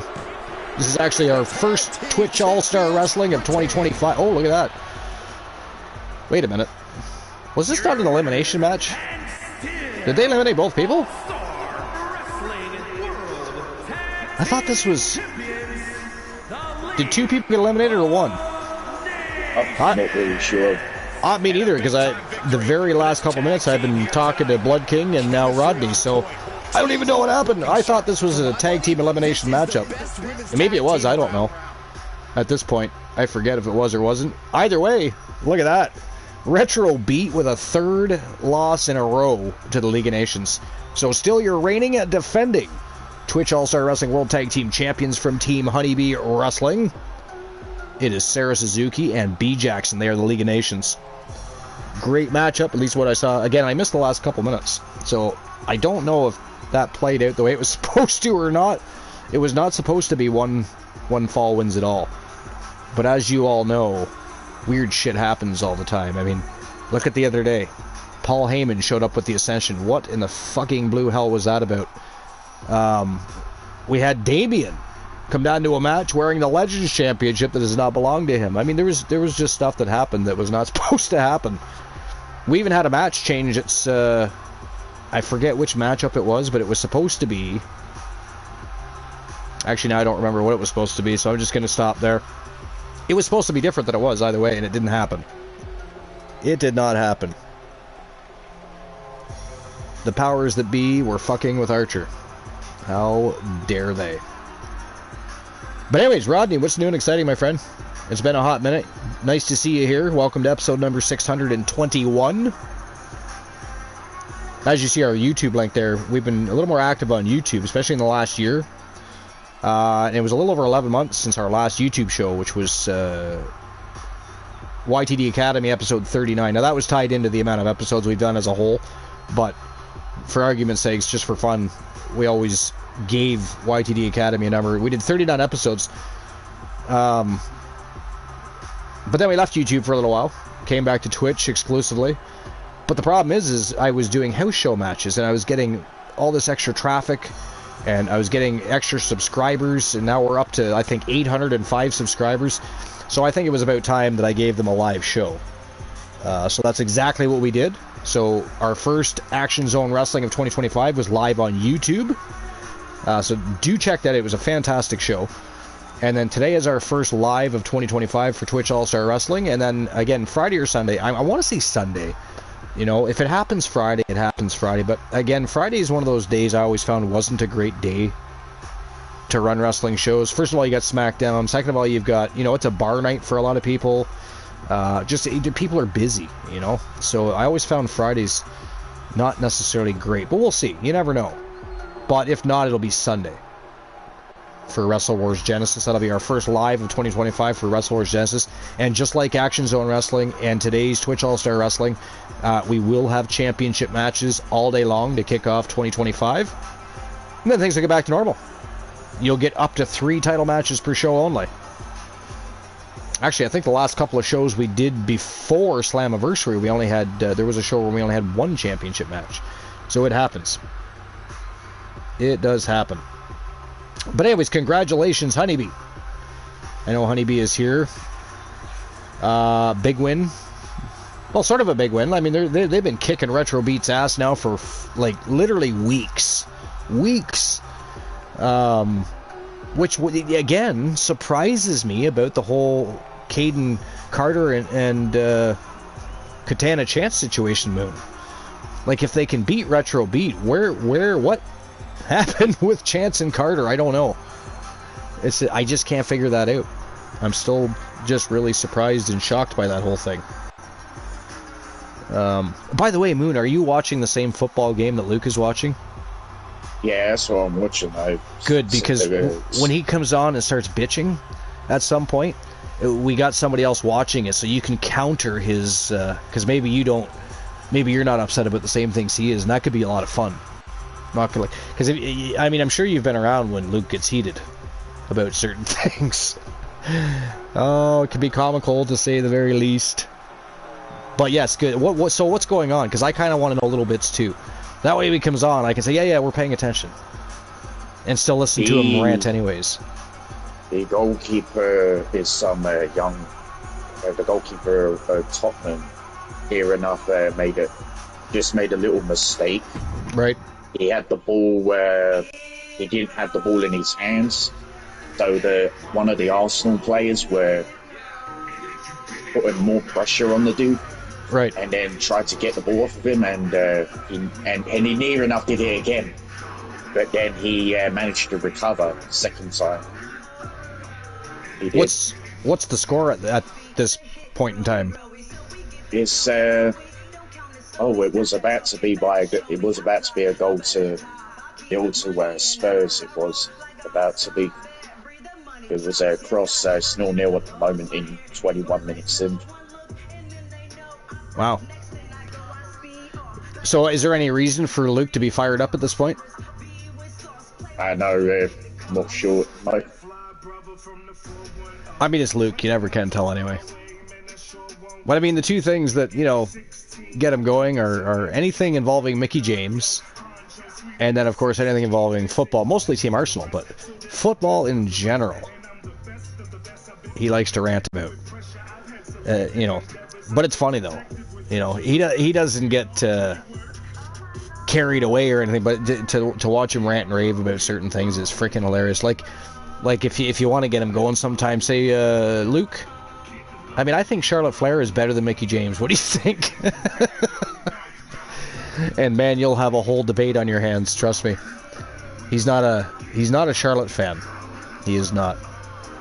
But he's definitely a Mickie James fan. This much we know. All right, here we go. Next match of the day. It is a triple threat tornado tag team matchup. It is the Coalition, but this time it is not Elijah Archer flying with Joe Hendry. It is their newest member, Adam Cole. Kendry, Cole and Hendry. I was going to combine their names, kind of like they do with like Hollywood stars. Yeah, we're not doing that. It is Cole and Hendry versus the Motor City Machine Guns, and of course both those teams looking to dethrone the new TAW World Tag Team Champions, the Wolfpack, Alan Severn and Luscious Luther Brody. I gotta tell you, I feel like the Coalition and the Wolfpack are going to get so involved with, because they've got a big history. The Coalition and the Wolfpack does. It dates back 5 seasons. So they have a long history. They love to beat each other up. I have a feeling they're going to get so consumed with each other. I feel like this is an opportunity for Motor City Machine Guns to sneak a win here. Moon, what do you think? I think they should. I think they should get the win there. I know that they're...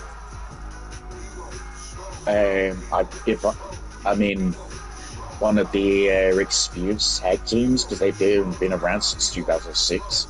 Yeah. Even though I've never heard of them until when they, I think it was a couple of years ago, I think now, it was when they were holding their singles title gold when they were in TNA. Yeah. But I think maybe the Coalition, or... You think the Coalition is grabbing this one? I think so, yeah. Or maybe Alan Severn. I know the reason Adam Cole is tagging with Hendry. Archer wants to focus on singles competition for a little while. I think he misses his Legends title, to be fair. Not the matchup he's in today, as we all know. We just watched the Legends Championship matchup. But I do know that he wanted to spend some time and focus on singles competition. I think mostly Twitch All-Star Wrestling and Action Zone Wrestling. I mean, let's face it, going into Wrestle Wars Genesis is like jumping into a Shark Tank right now. There's so much going on over there. The competition is absolutely crazy. Always is. That's always been our flagship show. But yeah, I don't know. I think if not the Coalition, because you could be right, Coalition, I mean, they do work like a well-oiled machine. If not the Coalition, I think, again, because of the history of the Wolfpack and the Coalition in general, dating back 5 I think that this would be a great opportunity for Motor City Machine Guns to sneak in a victory here. Who knows, though? Wolfpack surprise you all the time. They could very well retain. Either way, while these guys are making their way to the ring, I'm actually going to sneak out for a minute. I'm going to grab myself a fresh beverage, and I have a puppy that would like to take a pee. So I'm going to take care of both of those orders of business real quick as soon as these guys start heading to the ring. And you guys will be left with Moon Raider, who has graced us with his presence today. If you guys have questions for Moon, feel free to ask him questions. Otherwise, well, I don't know what Moon will have to say. I mean, he could end up singing songs for everybody, reading stories, lullabies. Anything could happen, really. I don't know. I won't be here. Also, you can tell some jokes in the chat if you want, and I'll read those live when I come back. But I do have to jump out here in just a moment. As soon as we get things rocking and rolling, here we go. Coalition, Adam Cole and Joe Hendry. We got Motor City Machine Guns, and of course Luscious Luther Brody and the Wolfman, Alan Severn. They are the Wolfpack. Championships are on the line. I will return. I'll be right back, Moon. Right. They are ready for a fight.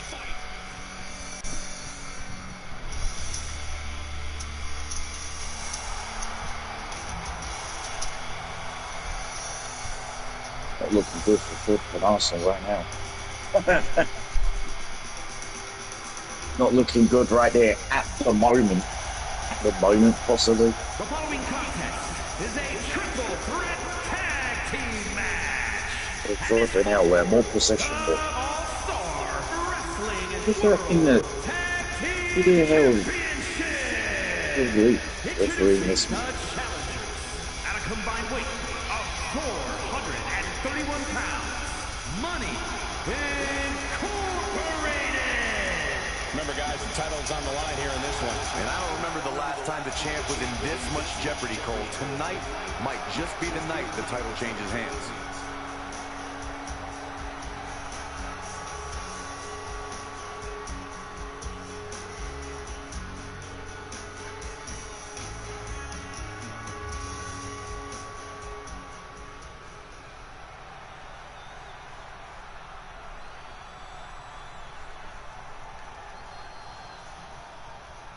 Better get ready. And at a combined weight of 450 pounds, the Coalition. It's a big-time opportunity, Byron, as the title will be on the line here. You're right, Michael, and judging from the response on social media heading into this match, we're likely to see a new champ crowned here tonight. On my leg.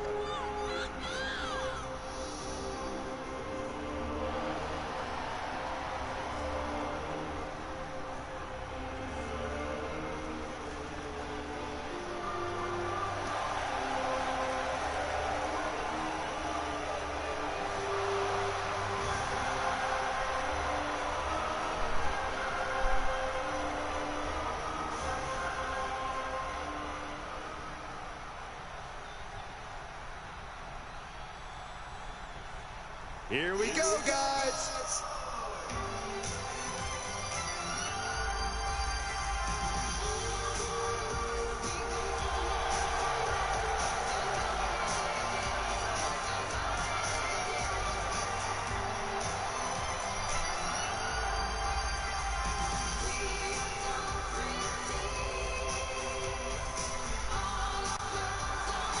And representing the Wolfpack from Serbia, weighing in at 390 pounds, one half of the All-Star Wrestling World Tag Team Champions, Luscious Luthor Brody. The champ comes into his title defense incredibly confident, Corey. And with good reason, Cole. When you're the champ, you don't have to worry about winning. You just have to make sure you don't lose. That is the champion's advantage. Many are predicting a title change here tonight, but this man is looking to prove otherwise.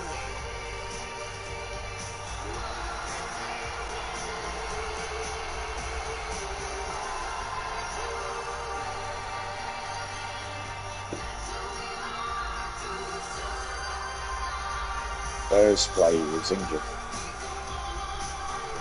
Yeah.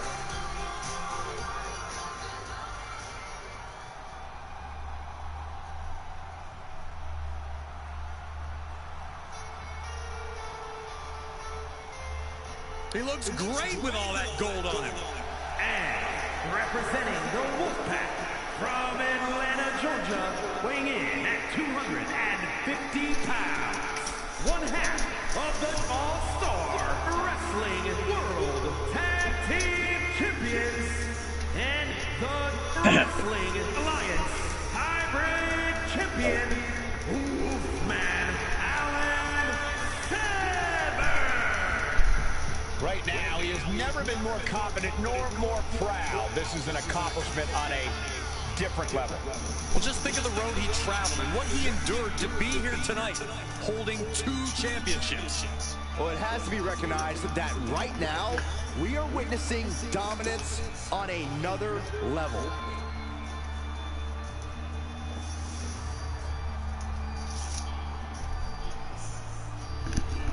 The double All right, I have returned. What did I miss? Anything? Nothing, I guess, eh? Alan Severn just making his way to the ring. BMF Hybrid Champion and one half of the Twitch All-Star Wrestling World Tag Team Champions. It has been a hot minute, to to say the very least, since Alan Severn has held 2 titles at the same time. Very impressive. Any discussions while I was gone, Moon, or no? I was just watching the Arsenal game in there. What's going on with that? For Arsenal at the moment. Arsenal are losing by a goal to 0 against Tottenham at home. Strife, you're leading in dice. Today's numbers were 3 and 6, I believe. Poker is a pair of 4s and a pair of 6s 7 high, I think. So nobody's won that, but Strife is leading at dice currently. Strife is also Andre the Giant and transformed into a grizzly bear. Go figure. That's like absolutely fitting for Strife. And he's driving a go-kart. Nice.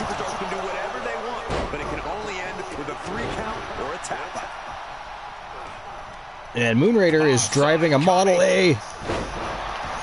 Hell yeah. Model A was actually a kind of cool car, even for its time. Do you know what a Model A is, Moon? I mean, obviously a type of automobile, right? But you'll have to Google it. I could explain it to you, but you might still not grasp. You're best off to Google Model A Ford. It's an old Ford vehicle.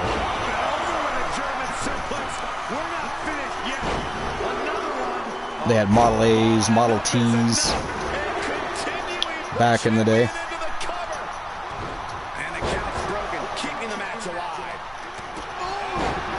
Today, Moonraider is Alexa Bliss. Speaking of Alexa Bliss, she's due to come back anytime, I believe, if I'm not mistaken. Yeah, she's due to come back at any time. Yeah. She hasn't. I'm thinking Royal Rumble. That's what I'm thinking. Royal Rumble. The question is, does Charlotte Flair show up at the Royal Rumble? Because I think if Charlotte Flair shows up at the Royal Rumble, she wins the Royal Rumble. That's my opinion there. Personally, I think if it were me, I'd want Io Sky to win the Royal Rumble. Just, she's done a lot in the last year, you know what I mean? I think Io Sky would be deserving of a Royal Rumble win. That or Money in the Bank. Speaking of which, am I the only one that would like to see the Money in the Bank ladder match go back to being a WrestleMania thing? I think that would be the best thing. It would be great to have that back at WrestleMania.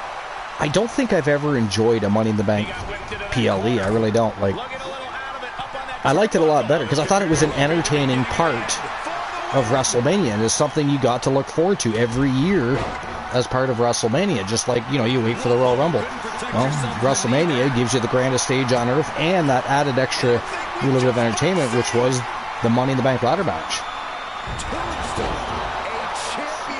The other thing I never really liked, I never really cared for the Elimination Chamber PLEs. You know? And if you're going to have a PLE called Elimination Chamber, then every match should be inside of a chamber. Just my opinion, of course. I don't speak for everybody. But, wow. What? It's over already? Just fucking started. That's crazy. Wow. So, ladies and gentlemen, the winner of the matchup, and still Twitch All-Star Wrestling World Tag Team Champions from Team CPAC and Team Glenola. They are Luscious Luther Brody and Wolfman Alan Severn. They are the Wolfpack, and they are still your World Tag Team Champions. Wow, that's crazy. I mean, they made short work of both of those teams. What in the blue hell just happened even? Not that I was saying that I thought that, you know, Brody was just going to lose, but... Or the Wolfpack in general, for that matter. But damn, that was fast. They wasted no time at all. So congratulations to Team CPAC and Team Glenola, and of course the Wolfpack in general. And, of course, Alan Severn, still a double champion. So I'm sure Glenola will be happy about that. Becky and Charlotte are supposed to be at Rumble. Yeah. Which is good. You know, it's nice. It'll be nice to have them back. I still think if Charlotte shows up, Charlotte wins. That's my feeling behind that, because I think what they'll do with her is put her on Raw. I don't think she'll go to SmackDown. I think she'll go to Raw, and I think she'll be contending with Liv Morgan and Rhea Ripley. You know what I mean? I think that's the scene she'll be in, at least for now.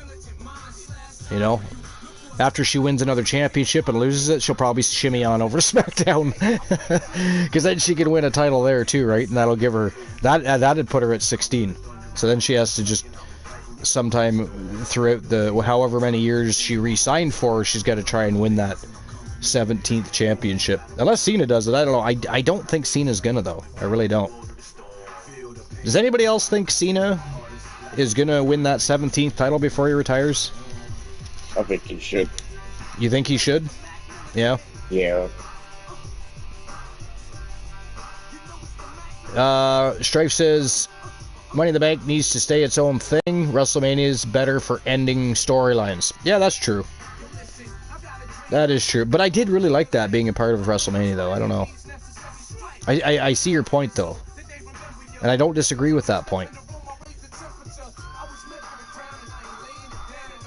I don't disagree with that point. You know, I don't even think my link is working on that. I'm going to have to fix that. Don't forget to check out the past shows on YouTube, but guess what? You're not clicking this link, it ain't working. Isn't that nice? Isn't that friggin' well nice?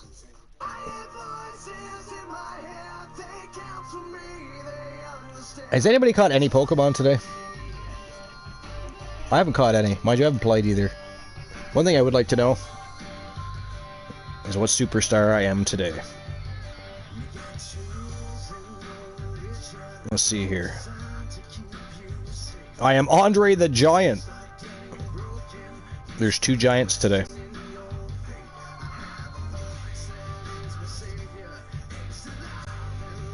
Oh, great. I'm a camel. Isn't that nice? Strife gets grizzly bear. I get camel. Let's see what I'm driving. Better not be a bicycle. Ooh, I got a Mustang. Well, it's better than a bicycle. You know, I'll take that. I'm good with that. You caught Psyduck? Okay. Oh, that's right. I remember you playing. Oh, go. Who got the goal? Gabriella of Arsenal. Also just equalised. Oh, you know what? How much you want to bet that Luke jumps on the broadcast here shortly just to brag about that? What's the score? 1-0 between Arsenal and Scotland. It's 1-1? Yeah. Yeah. But you said the other team scored first, right? Yeah, the other team scored first. Well, I actually didn't mean to say, of course they scored first. I meant to say they scored fairly early on in the game. I don't know why I come out with they scored first. Of course they scored first. It's fucking 1-1 and Arsenal just scored. Gotta ignore my dumb ass sometimes. I eventually get the words out my mouth. I just like to trip on my tongue now and again. Exercise. It's all about exercise for my tongue, you see. Strife, do you have a favorite football team? And I don't mean American football. Do you watch European football? I forget. We've had this discussion before, I'm sure. We also won the one... Oh, you did? Now, who's that going to, though? Tables, Humboldt's, or Brian Cage?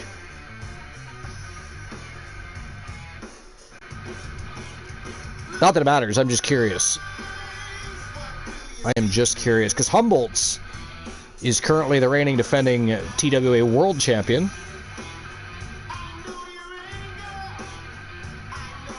Again, he's been World Champion before. He was a long-time World Champion, actually. There was a period of time where I didn't think anybody was getting that title away from Humboldt's.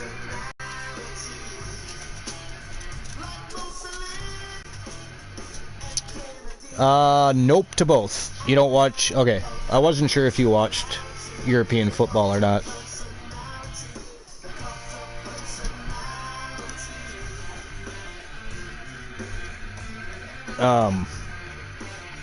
So okay, so it's 1-1. Who scored for Arsenal? His name was Gabriel. I'm not sure what the rest of his name is. I'm sure Luke will know. Again, at some point thanks, babe. At some point, he's gonna pop in to brag about Arsenal scoring. Now, I maybe not yet. Maybe he'll wait until maybe Arsenal hopefully scores another goal and makes it 2-1 before he does so. But at some point, he's gonna brag. So we just need to have a little bit of information to keep up with Luke while he's ranting. Sometimes when he rants, he'll combine two conversations into one and you get a little bit lost. So at least we'll know a little bit what's going on while he's doing the ranting type of thing. Roll tables. You rolled for tables? 6 and a 4. That also beats. Well, that's twice you've got that, isn't it, Strife? Because you were already winning at dice. You got the exact same numbers. Well, technically speaking, you rolled for tables, but that's twice you've got a 6 and a 4.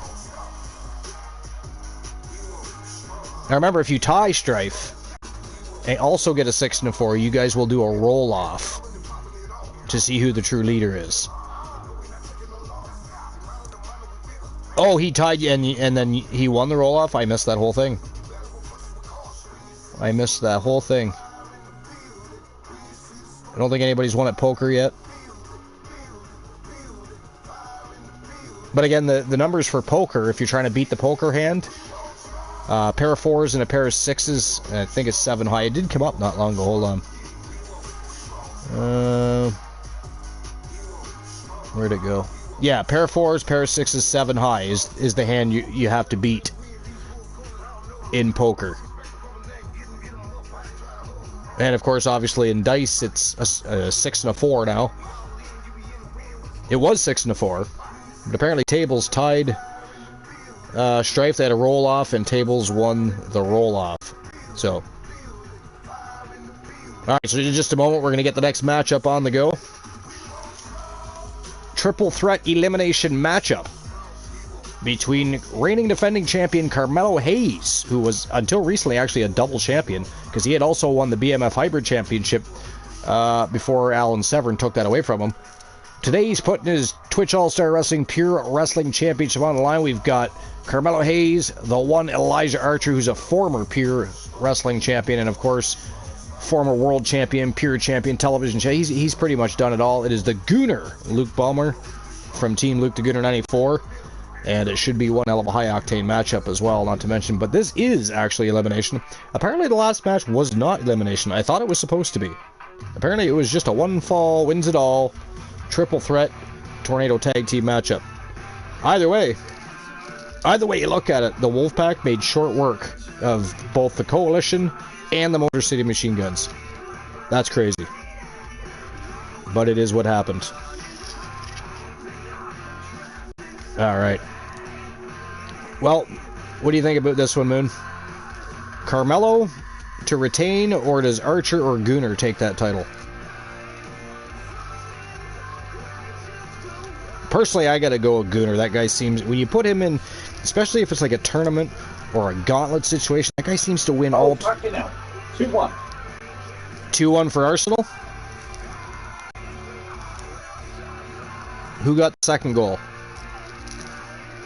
Or, well, third, technically. Which team scored?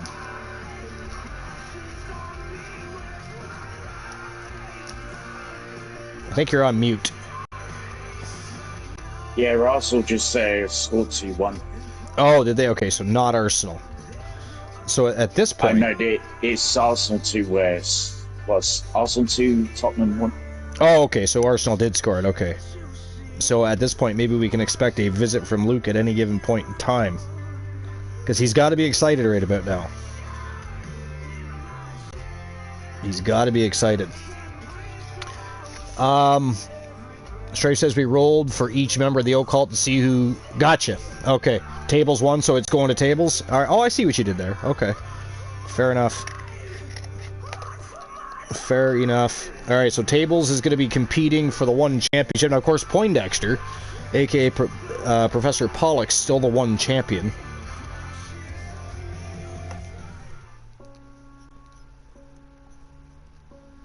Now, did you have a show in mind you wanted that to take place, Strife, or are you just gonna go with the flow and it happens when it happens?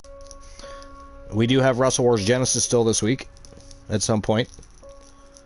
Or I mean, the one championship shows up at house show matches. It'll be on YouTube. It's one of our top mid-card championships, so it's going to be making appearances pretty much anywhere. Although, to be fair, I am going to try and stick most of the mid-card championship matches on Action Zone Wrestling. It helps build up their roster of champions for when we're live on YouTube, so... Because obviously we won't see the TWA champions or the TAW champions. I mean, we'll see them, but they will not be defending their titles on Action Zone Wrestling. Chaos is the only fair way, says Virgil. Alright, well, while we're talking and while we're waiting to see if Luke shows up to brag about the 2-1 score for Team Arsenal, but that is the score. Moon is keeping us updated. That way when Luke does show up, we at least know a little bit what's going on before he arrives. But let's go. Let's turn and burn. Elijah Archer, the One versus the Gooner versus Carmelo Hayes. Triple threat elimination for the Pure Wrestling Championship. Let's rock and roll.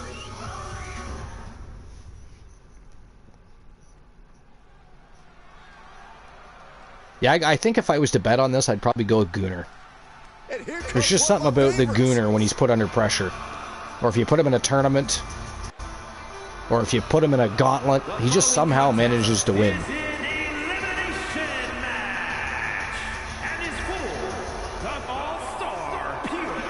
The Gooner Luke Ballmer. What's that? I think Chelsea did play yesterday. Did they? How'd they do?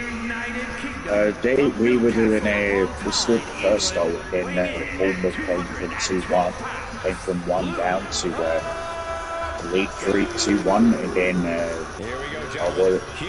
I also bet for Chelsea to win from a betting shot, but it didn't happen. It was a tight game, was it?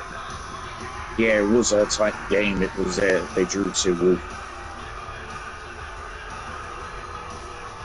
By the way, if nobody's noticed yet, the Twitch All-Star Wrestling and Wrestle Wars Genesis video packages have been changed, so they don't all feature Elijah Archer on there. You'll see B. Jackson, you'll see Sarah Suzuki, and of course others.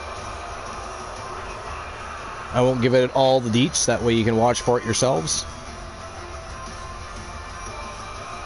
You know what I still don't have for some reason, I've never done it, is we don't have an Action Zone Wrestling video package. We probably should, especially considering the popularity of that show now. And now that it's the exclusive show on YouTube, I think they should probably have their own exclusive video package for Action Zone Wrestling. I should probably get on that. And here comes the one, Elijah Archer. Former multiple-time Legends champion, Pure Wrestling champion, television champion. Oddly enough, in 5 seasons, he's actually only ever held the World Championship 1 time. And then back in the day, we had, I can't remember the name of the Redeem, but you could basically explode a championship title reign. So literally shortly after he won the belt, it got exploded on him. I think it was called Championship Explosion. So he had the title stolen from him. And he has had other opportunities. Like, people all the time will, like, when we do the occasional poll or whatever, they'll vote for Elijah to go fight for the world title or whatever. He's definitely a crowd favorite, and he has had opportunities, you know, within the last year and a half, but he just has not been able to go home with that world championship, whether it be Twitch All-Star Wrestling or Wrestle Wars Genesis. Hell, he has not even held the Action Zone Wrestling World Championship. Those titles continue to elude him. The one world championship he did hold was, of course, the top title. It was the TWA World Championship. But again, it was kind of taken away from him almost as fast as he won it. So, and there's Luke the Gooner right now. See, we thought you would pop onto the broadcast to talk to us about it, Luke. 2-1 Arsenal, halftime. I called that because I said to Moon, I said, he's either going to be along shortly to brag because it's, you know, they just scored, and that was a tie game at that point. But then they went ahead 2-1 because Moon's keeping us updated. That way we have some knowledge of what's happening before you pop in and start ranting, Luke. But tell me, how are you enjoying that game, Luke? I'm going to guess at this point, a lot, because Arsenal is winning. Although, you know, behind the scenes, you can't see it, but Moonraider is actually trying to lay a curse on Team Arsenal so that they lose the game today. I'm just going to throw that out there. Because I talked about it, I said, you know, Luke's going to be very happy, and he said, well, that motherfucker is not going to be happy. I'm going to curse their asses. They're not winning today. So it's 2-1, but that could change at any given time.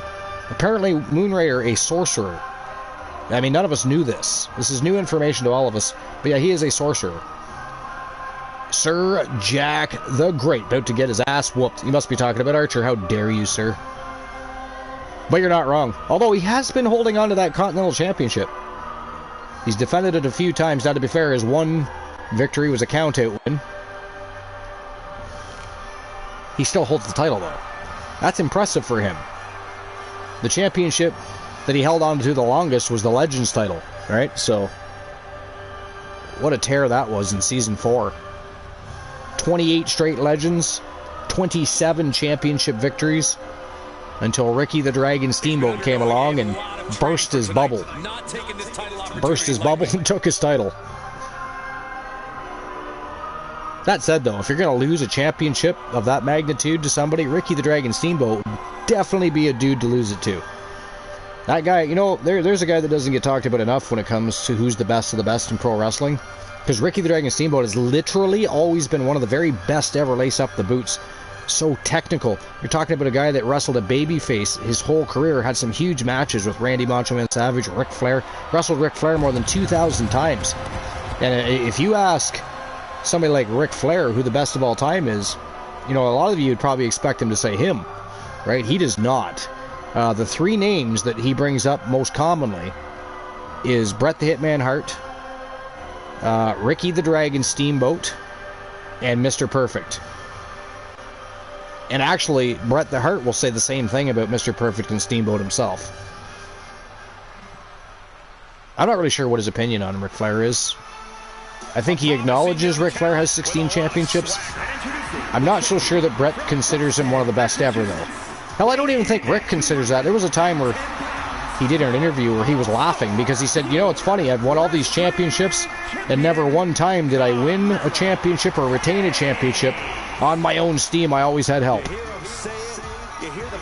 Nobody cared, though. He was the Nature Boy. And it was the Four Horsemen, man. We didn't give a shit if they... It's like, in the early days of NWO, we didn't care they were cheating. We just cared and gave a shit they were there. Luke the Gooner rejoining the broadcast. Halftime it is. Tell us what's going on, Luke. Arsenal 2, Spurs 1 at half time. Spurs went 1 goal up. Like, we were dominating all over them, and then they scored, and then it's just been all Arsenal. Who scored the go-ahead goal? What, for Arsenal? Well, they're the ones leading. That would be the go-ahead goal. Son scored for the Spurs, and Gabriel scored a corner. It was off a corner, header off a corner. To equalise for Arsenal. What's Gabriel's full name? Right before half-time, Trossard scored for Arsenal. Okay. It's good to get a goal before half-time. It's good to break the lead before half-time. What is Gabriel's first name? Mangalis Gabriel. He's Brazilian. Okay.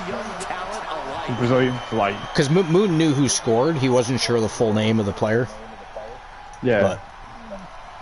But, okay. So lots going on then. How are the penalty situations turning out? Like, is there a lot of penalties? Is there No, the refs kind of I like how the referee is letting the game play on. He's letting the game play on. He's letting the game play on. Like, he's not stopping it for stupid calls. He's making the right decisions at the moment. He's had a good game. Yeah, you know, you wish you could have more refs like that in every sport. It was kind of weird how Spurs scored, because like Arsenal are completely dominating Spurs and it looked shaky, and all of a sudden the Spurs go up the end and put the ball in the back of the net. It was like it was a volley and it hit Gabriel on the leg and went in. I think, because we talked about it a bit earlier, I said, I think in every sport, like, there's always those referees that just call too many penalties. I know, like... And I don't know if they're just trying to get 15 minutes of fame for themselves during the game, or what the ordeal is. If they had a bad day, they didn't get laid the night before, they were not breastfed as a child, I don't know, but... Just let the game play on. Let the game flow. But obviously, call the right calls. Everyone's going to make mistakes. Like in basketball, you don't want to do that thing where like they literally will blow up at anything. Yeah. Oh yeah. It darks me off at this. I mean, as a hockey fan, I can tell you that that's become a bad problem in. Well, yeah. So it's not just that though. Like I said, the new generation of players seem to take a lot of unnecessary penalties too.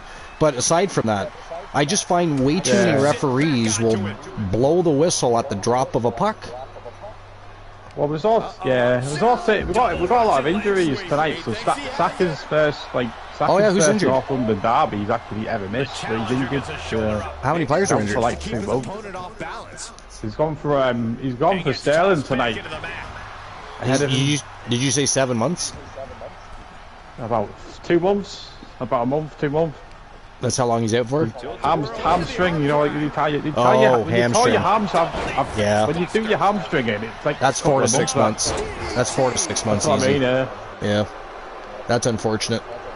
Like it's like when what do you call it? Dakota Kai did a hamstring, I think. Yep. She had a pulled hamstring. I don't know if she tore it. Dakota Kai got injured on Raw, didn't she? I don't know if she tore it or if she just injured it, but did she have an operation? I think Charlotte was a hamstring as well, wasn't she? Not.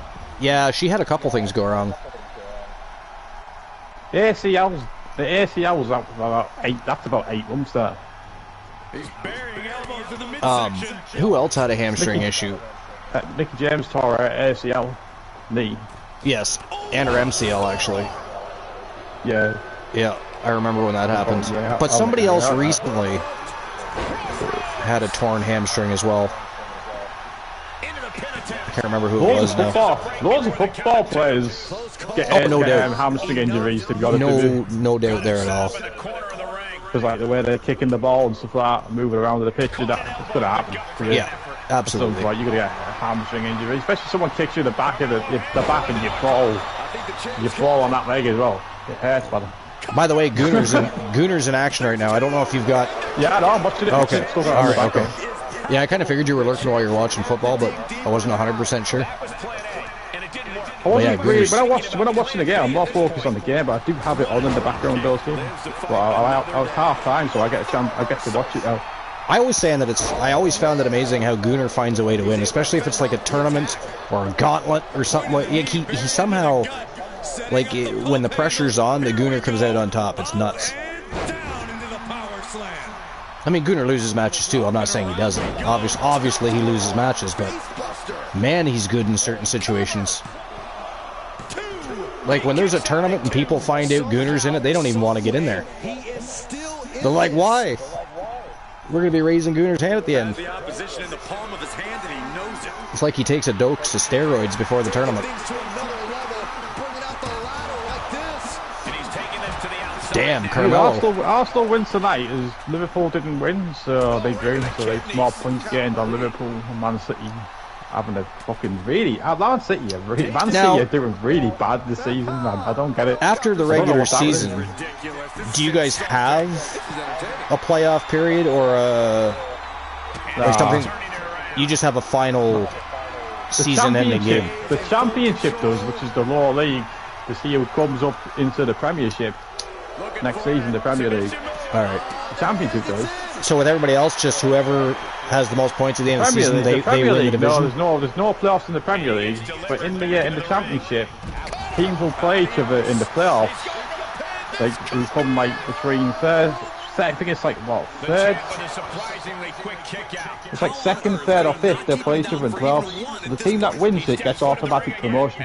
The championship. They're going to the Premier League next year. Okay. Next season, you get promoted. You know what I mean? Yeah. It's something that American leagues don't have. They don't have promotion like that. It's different. Yeah, no. With North American teams, they have a regular season. As soon as the regular season's over, they go into playoffs. The bottom three get relegated in the Premier League. For sure, that was it. You finish in the bottom three, you get relegated. It's just like the teams that a lot of the teams that I like seeing who goes down and who. Like even with, it's quite exciting to see who's going to go down and who's going to stay up, because all some dramatic, like some team stays up for the final day of the season or something. Yeah, like even with Major League Soccer here in North America, they have a season and they have a playoff period. Yeah, which of course again makes it different than actual European football. But Gooder got eliminated by Archer.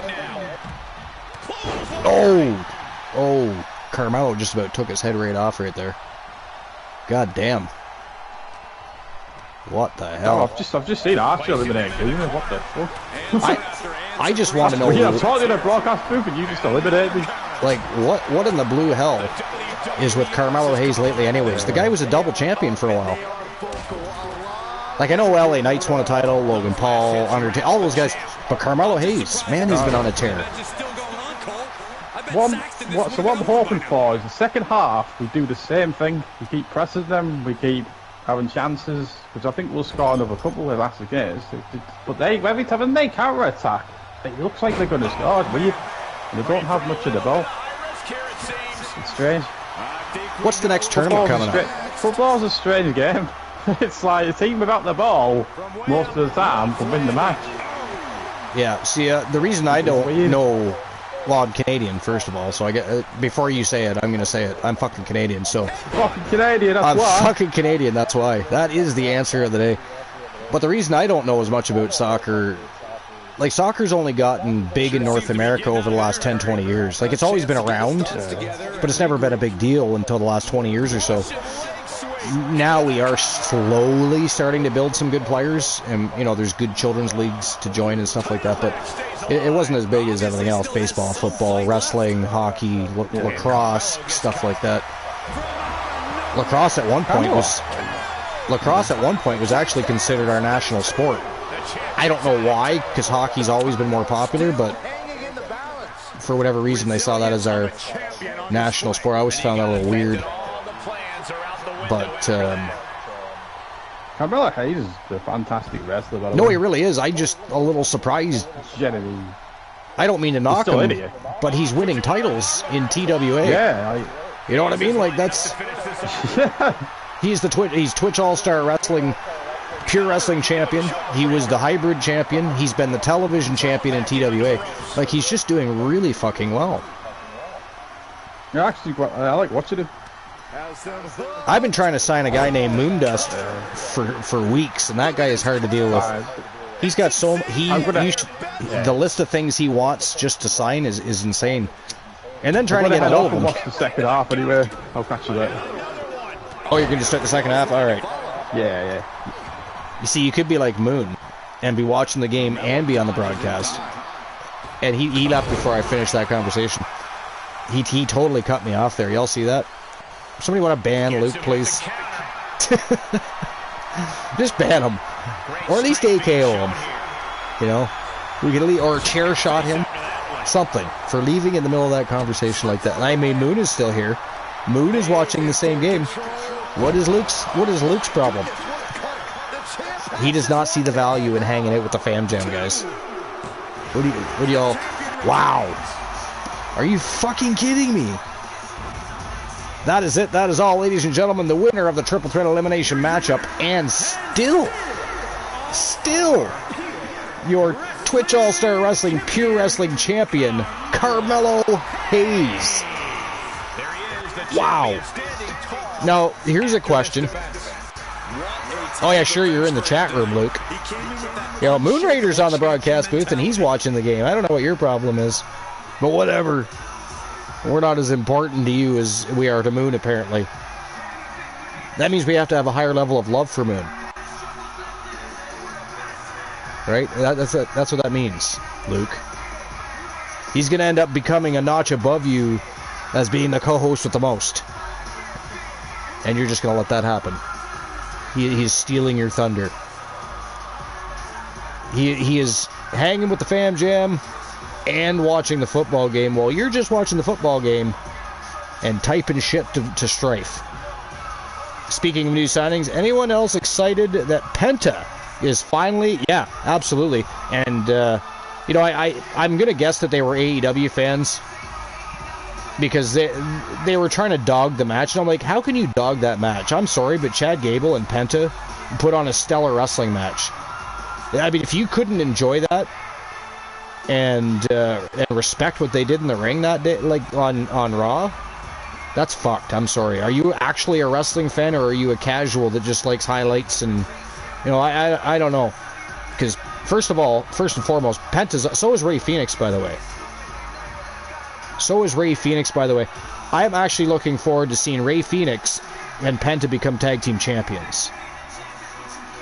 It absolutely is going to happen. And some of the cool matchups, man. You know, you've got A-Town Down Under. You know, you've got American Made. You got all these great tag. You got the Motor City Machine Guns. Like, the amount of great high-level tag team matchups we're going to have, man. You're damn right Penta looked good. So did Chad Gable. You know what? And if you go back to other past shows we've done, I've actually discussed it. How the hell Chad Gable isn't having a better wrestling career than he's having? Don't get me wrong, he's having fun. He said it in multiple interviews. He's enjoying his time. But I mean, he should be a champion, man. Chad Gable should be a champion. You know, Intercontinental, United States, I don't care. Maybe even a world champion at some point before he hangs them up. But that dude deserves to be a champion.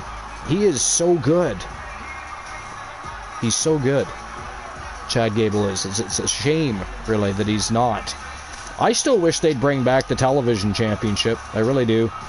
Especially if they ran it the same way WCW did. Every week, every show, there was a television championship matchup. It was the most active championship on the roster. And you always looked for... Not only did you have a television championship matchup, you had a television championship contendership match as well. And it was such a great division. It was hot. It was fire for a couple of years at least before they ruined it. But, yeah, because, you know, Chad versus... Oh, yeah. Now, that would be a great wrestling match. That would straight up be a great wrestling match. Not even just a match. That would be a great wrestling match. Gunther, I think, is still a little bit underappreciated by some. You know, that guy is awesome.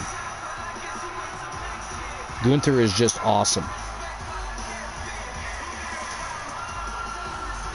I mean, I still remember not necessarily liking the name Gunther when he first got, you know, when they first changed his name. I actually wondered, you know, if Gunther would go back to using the name he used previously, or if he'd stick with Gunther, I don't know. But I think at the end of the day, didn't Gunther have some sort of meaning to him too? Something to do with his grandfather or something? I think. So at least there's that. The one that annoys me is Braun Breaker. I wish they'd call him Braun Steiner. Call him the Breaker, Braun Steiner. I don't care, but I mean, I think he should be... He's proven himself. I think he should be allowed to use his name now. I think. Anyways, let's get to the next matchup. I still can't believe Carmelo Hayes just did that. Championship defense against the Gooner and Elijah Archer. Carmelo Hayes, ladies and gentlemen, walks out with the gold. Like, what in the fucking blue hell? I don't know. I mean, Archer didn't have to win, but I thought at least Gooner would. You know? I thought Gooner would take the title from Hayes. Archer ruined that. How dare you, Archer? Then you fucking lost, too, by the way. You took out Gooner and fucking lost to Carmelo Hayes. How fucking dare you? Walter, yeah. But didn't... Yeah, I could be wrong. I don't know. But did the name Gunther not have some sort of significance to him? Like, did it not have something to do with his grandfather or something like that? The reason that they chose that name to begin with? I feel like it is. I feel like it's got, you know, something to do with that.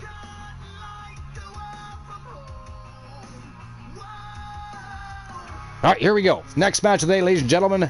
It is the women's division's turn. It is for the TAW Pure Wrestling Championship. It is a fatal four-way elimination matchup. We've got reigning defending champion Zara Taylor from Team Joe Link taking on the Queen of the Ring, self-proclaimed, of course.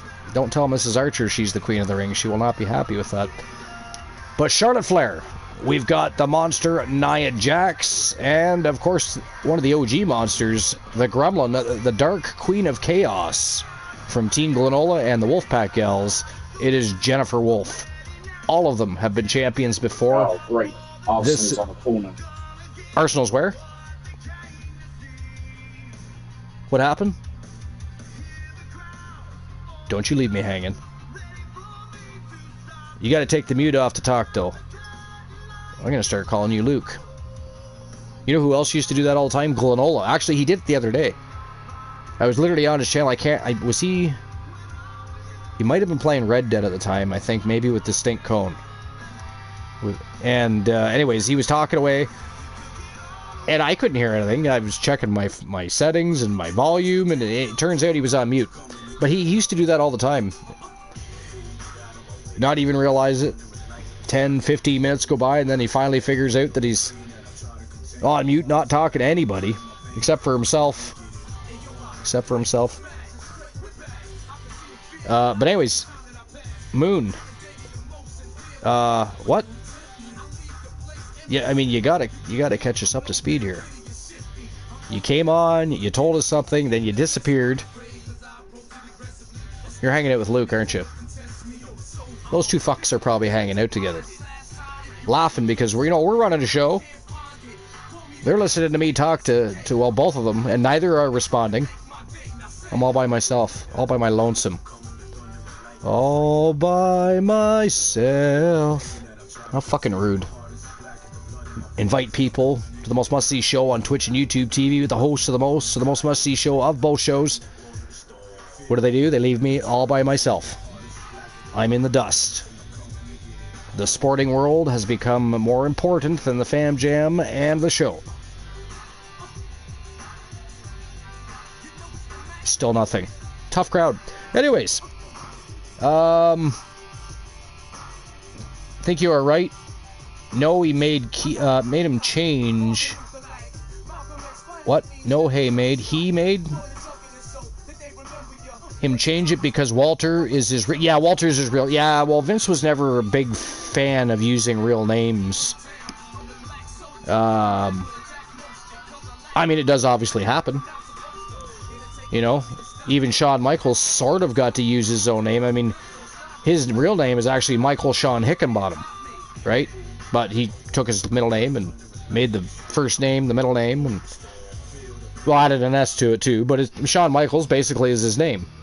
Dwayne Johnson, of course, he was The Rock, and Rocky Maivia, and Rocky Johnson was his father. Obviously, he used his real name.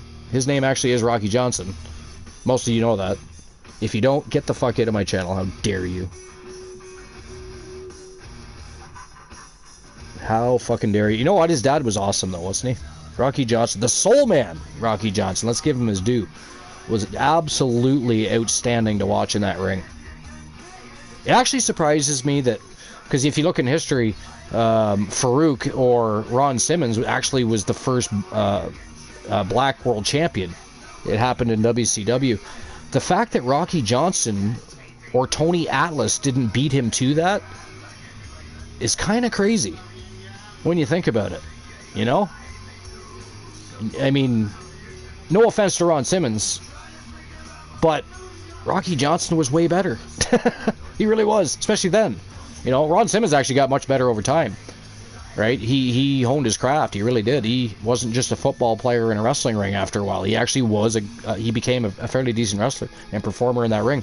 But in the beginning, not so much. When he would have won the world title, not so much. In comparison to Rocky Johnson and Tony Atlas, and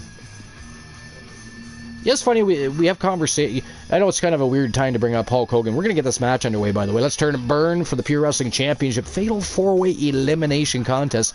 Zara Taylor putting her title on the line against Charlotte Flair, Nia Jax, and the Dark Queen of Chaos from Team Glenola. Let's rock and roll.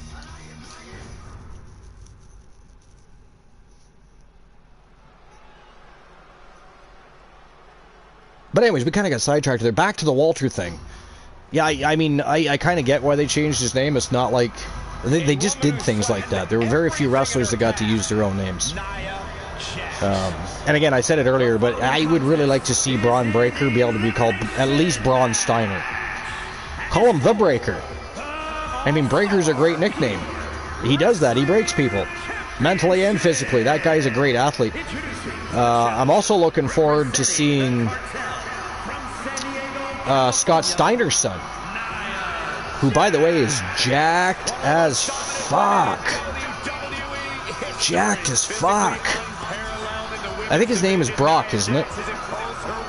But hell, have Brock and Braun form the new Steiner brothers. I mean, that would be fucking phenomenal. The thing is, though, hopefully Brock is able to pick up wrestling as well as Braun. I don't know if Brock wrestles too, or if he's just into football, because obviously Braun was a wrestler and can really wrestle well, and is already... I mean, that guy wrestles like he's a veteran already. Braun Breaker's awesome. I'm a big Braun Breaker fan already. So I fully expect him, actually, I think he'll be world champion by next WrestleMania. Not this one coming up, obviously. That's not going to happen.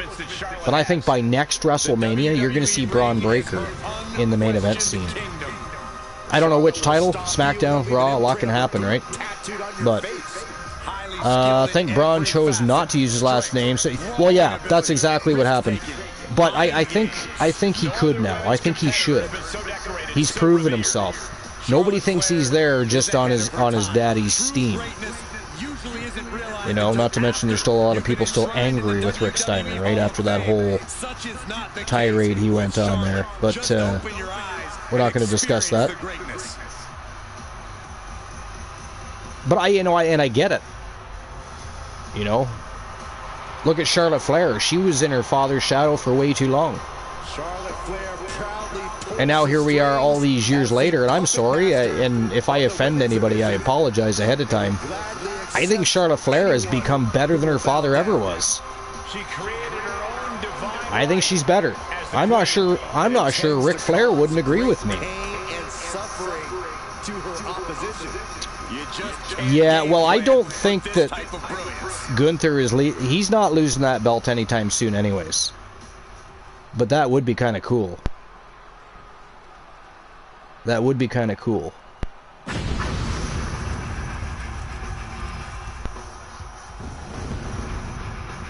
But that would also be a great match, though.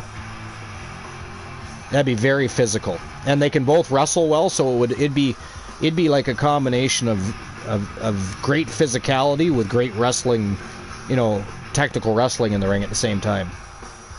That would be just badass. But earlier we talked about Chad Gable and Gunther. That too. That would be a technical masterclass. If you put Chad Gable and Gunther in that ring and allow them to have a straight-up wrestling match, it could be some of the best wrestling we've seen in a long, long time. In a long, long time. Have heard Rick say in interviews that he thinks Charlotte is better than he ever... Yeah, well, yeah, that's what I mean. I would think he would think that. And for good reason. I know Luke, who's listening, while he watches football, he does not like Charlotte. Well, it's not that he doesn't like Charlotte, he just doesn't think she's one of the best. He acknowledges she's talented and athletic, and it's not one of his favorites, that's all. I fully disagree, of course, because I think Charlotte is the best women's wrestler on the planet. Not for much longer, because you look at the amount of female talent coming up through the ranks. I said that before when we talked about Charlotte Flair being able to beat Ric Flair's record. The only way that happens is if she signs for 3 to 4 years, because there's too many wolves in the wolves' den now. She's not a lone wolf amongst a bunch of green wrestlers, and the occasional, you know, very good wrestler. She's in amongst a sea of well-trained wolves now. So, like in the past, where she might have won 2 and 3 championships in a year, they can't do that. I mean, they could. Don't get me wrong, they could do that, but they can't do that. There's too many others to consider now. Your Io Skys, Kairi Sane, Asuka, Becky Lynch is coming back. You know, Nia Jax, whether people like her or not, is definitely improved and starting to do better in the women's wrestling scene. As painful as that is for me to say, because I was never a Nia Jax fan. I really wasn't. Even less of a fan of Tamina. I don't miss Tamina at all. I just don't think she had it in her blood like a lot of them do. And if she did, she was lazy, because she sure didn't improve. But the Liv Morgans, the Chelsea Greens, you know, it's the Blair Davenports, Zoe Starks. I mean, there's so many of them that can not only perform really well, they're just really fucking good. They can wrestle. Like, I think a lot of the women's division puts the men's division to shame in many ways, for instance. You know what I mean? We see it even here on Twitch All-Star Wrestling and TWA. The women, like, a lot of the times, you watch any one of our shows, yeah, we've got great matches all night long, but the women tend to steal the spotlight a lot. So it's happening even for us, you know what I mean? Women's wrestling is bigger than ever. It is better than ever. You cannot deny the dominance she's showing the women's division. Like, if there was a time where you could have a legit all-women... Do they have an all-women's wrestling federation still? Not that they would call it that, I'm just saying. I know they did. They have in the past. But I'll tell you, now would be a good time for that.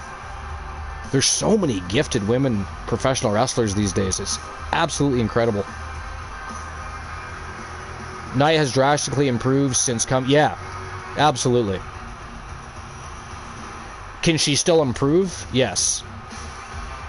And she could even still work her promo skills a bit. She doesn't sound terrible like she used to, but she still sounds awkward. Like she doesn't have quite the confidence to just let it go. You know what I mean? She doesn't sound natural enough yet. And with somebody of her caliber, she's been around a long time, you know. She's an intimidating presence in the division. If she could cut some better promos, man, and just continue to do what she's done. Whatever she's done, it's worked. Again, like Nia, don't like Nia, that's your choice. I wasn't a fan of Nia in the past, but I can't help respect what she's done. She has become better. Even other wrestlers have said it. Nobody's been injured by her. You know? How can you not respect that? And let's face it, she's part of wrestling royalty, so... And that should have been a reason from the get-go for Nia to want to get better, to be fair. How can you get into the... Like, look at Ric Flair's son. He was terrible. His one son was good, right? I think it was David that wasn't any good, if I'm not mistaken. But, I mean, the apple fell to Charlotte Flair and that's family, regardless.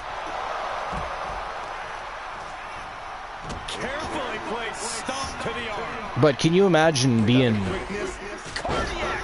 from basically wrestling royalty to getting in the ring and sucking?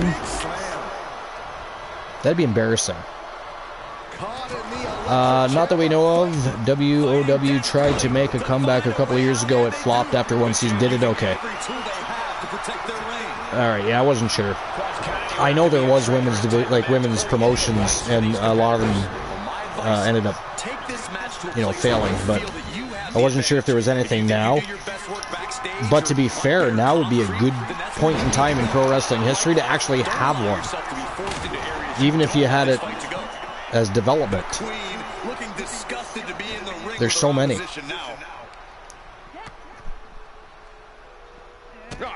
If you even look at the level of talent coming in, you see more women coming into the business than men. Let's be real. There's lots of men out there, but for whatever reason, we're seeing a lot more women coming into the business these days than men. I mean, for good reason, obviously. Like, again, I'm not... Absolutely for good reason.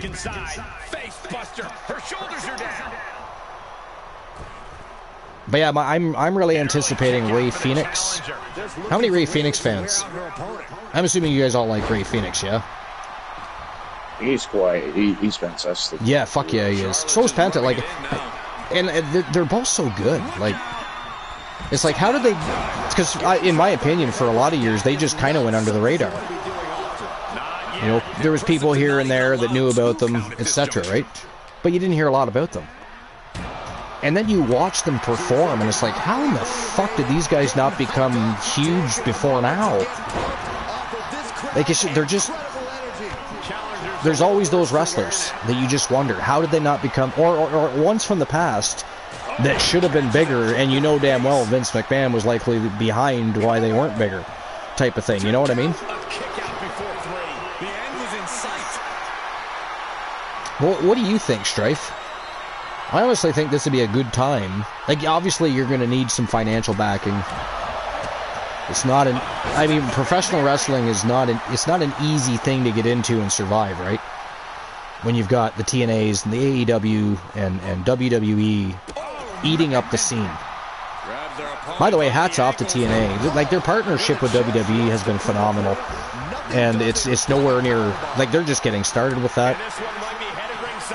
It's about time they kicked the Forbidden Door in again. I mean, some of the greatest times in wrestling history was when there was territories. And I'm not saying we should have territories again, but if you can work with the different promotions, that's almost the same thing. And have a good time with it. But don't... What I don't like seeing... And I'm just going to use them as an example just because, but let's say AEW partners with New Japan, but AEW wrestlers are winning all the matches and eating up all the championships. I don't like that. You know, you need to respect that other promotion that, first of all, yeah, sure, they're happy to be working with you. You're a bigger company, you got more exposure, etc. But that doesn't mean they should be treated like they were nothing.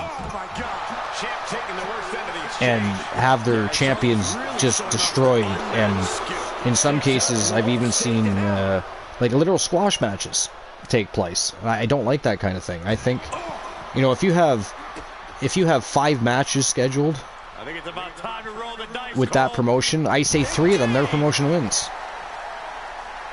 Or should win. Let's give them the exposure. It's like, wow, they beat guys from AEW. Or WWE. Or TNA. It doesn't matter. I used AEW just as an example. I didn't mean anything by that. But AEW has been one of the companies that's been willing to work with other promotions. You know. So, again, I guess another reason to use them in TNA, because TNA has done the same thing for a long time with, you know, AEW, New Japan, who else did they work with? TNA's worked with a few different companies. I mean, when Jeff Jarrett had his promotion, they worked together for quite some time, and then they eventually merged for a while. That was a failed experiment, but... Oh, NWA, they've worked with NWA, so I mean...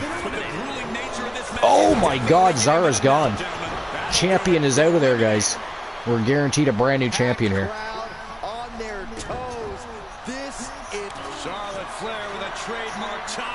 That same thing.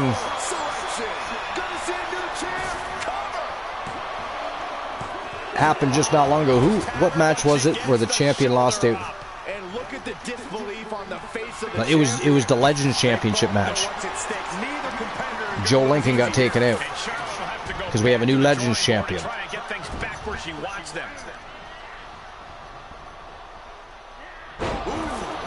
Nia Jax working Charlotte Flair here. So we're down to Nia Jax, Charlotte Flair, and the Dark Queen of Chaos, or aka the Gremlin, Jennifer Wolf, from the Wolfpack Gals. Wolfpack Gals, much like the Wolfpacks, one of the most formidable factions in the women's tag team history.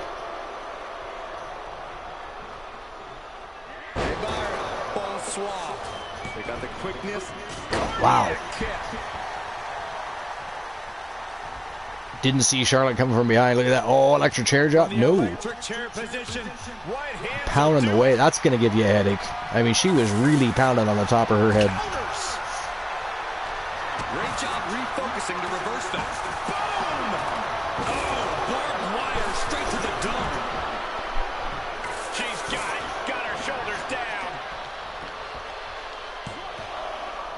Nia gets a 2 count there, 2 count only.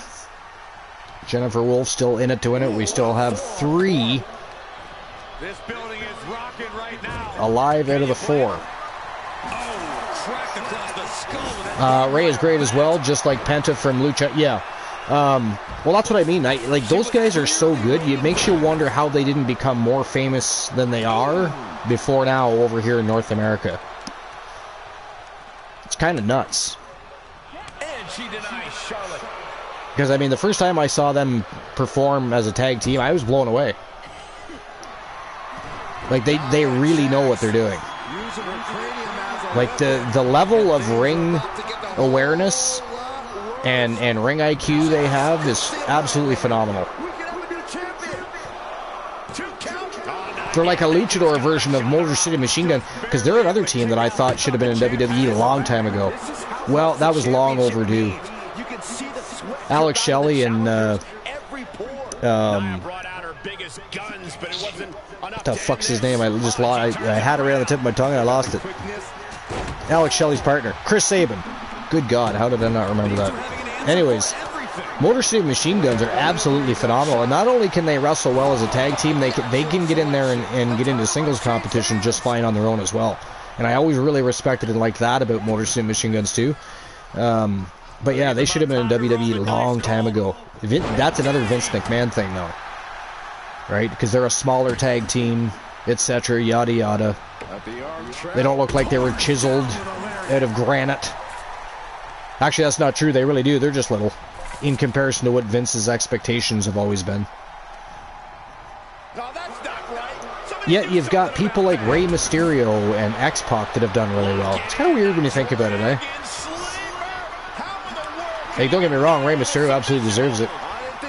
The biggest little man in the business for many, many years. Absolute legend, Rey Mysterio.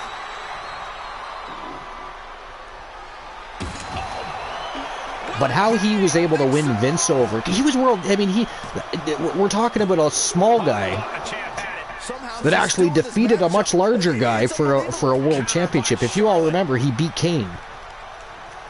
Which back in the day, by the way, I was pissed about. Because I thought, how in the fuck are you going to have Rey Mysterio beat Kane? Gets inside the ring. Like, there wasn't even any rules in that matchup. Kane's what? 6'10", 11, 7 foot, whatever he actually is. He was a monster. The Big Red Machine. Got beat by Rey Mysterio. It's like, what? What the fuck just happened? Kane lost to Rey Mysterio. This game is like a basketball, this football game. Every time someone attacks, they look like scoring. What you talking about, Willis? Sherry says still cannot believe Cole brought up the Lucha Underground World title on Raw. He was going through some titles Penta had. Oh yeah, I remember that. I wish Adam Cole would come back to WWE. I guarantee he'd become world champion. I guarantee he would become world champion. Adam Cole's just so good, and you know what? Renew the rivalry with Punk. It's not even just Punk. There's so many great match opportunities. Charlotte Flair has been eliminated. It's down to Jennifer Wolf and Nia Jax. One of them is walking out the brand new TAW Pure Wrestling Champion. As I said earlier, Zara was eliminated.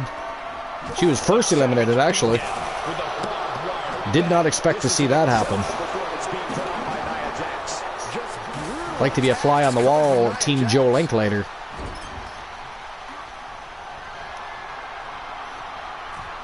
Wait a second. But yeah, Adam Cole needs to make a return. No, she can't do this. No way.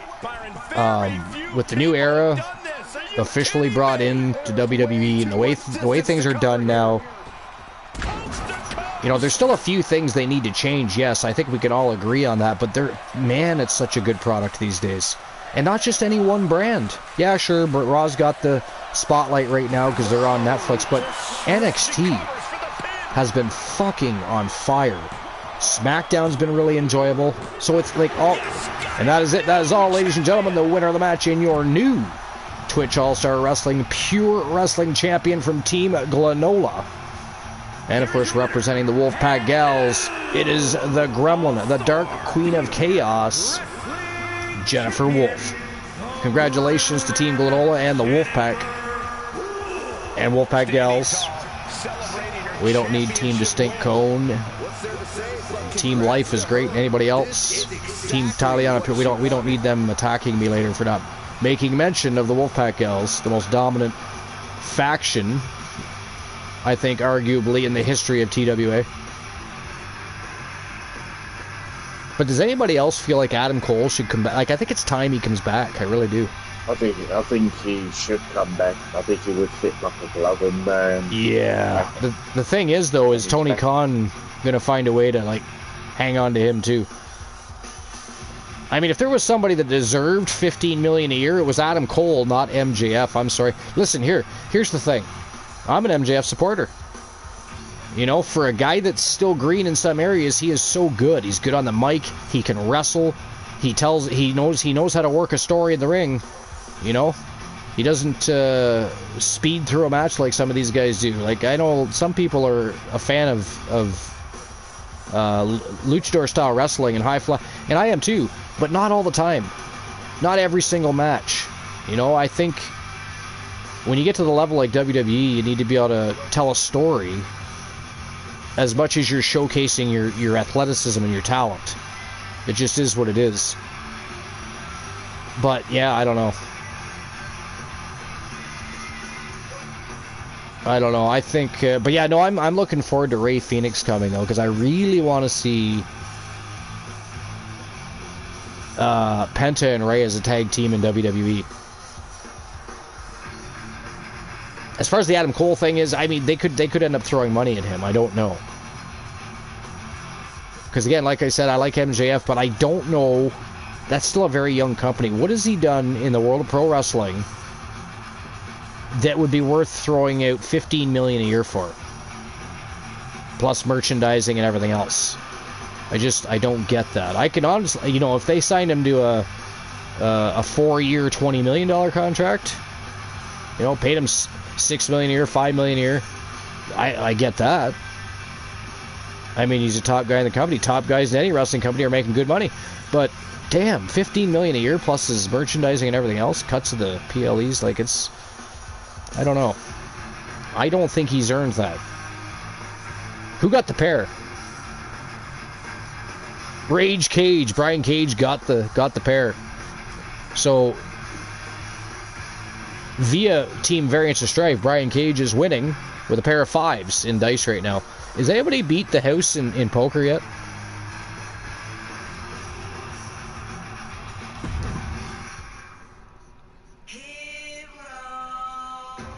All right, here we go. The beginning of the betting rounds. All you blokes get to try and take a shot at winning the jackpot. Don't be a bunch of pussies. Open those big fat wallets. Take a stand, pick a side, make a bet. I mean, you guys are the ones in control of how much you're betting. You don't have to bet everything. All right, here we go. So our next match of the afternoon and the beginning of the betting rounds. Dangerous Amber Extreme. And Amber Extreme returned the other day with a new look, and I'm thinking a new attitude today too. She came in and attacked Anna Jay backstage. I don't know what that was about. Anna Jay had just won a championship. She was getting ready to celebrate and have a night on the town, and Amber Extreme jumped her and whooped her ass backstage. But Amber Extreme with a new attitude, chip on her shoulder, new look, taking on Julia Jackson. And this is, of course, for the TAW World Championship. That is our next match today. It is an Iron Vixen matchup. So let's get the betting line open.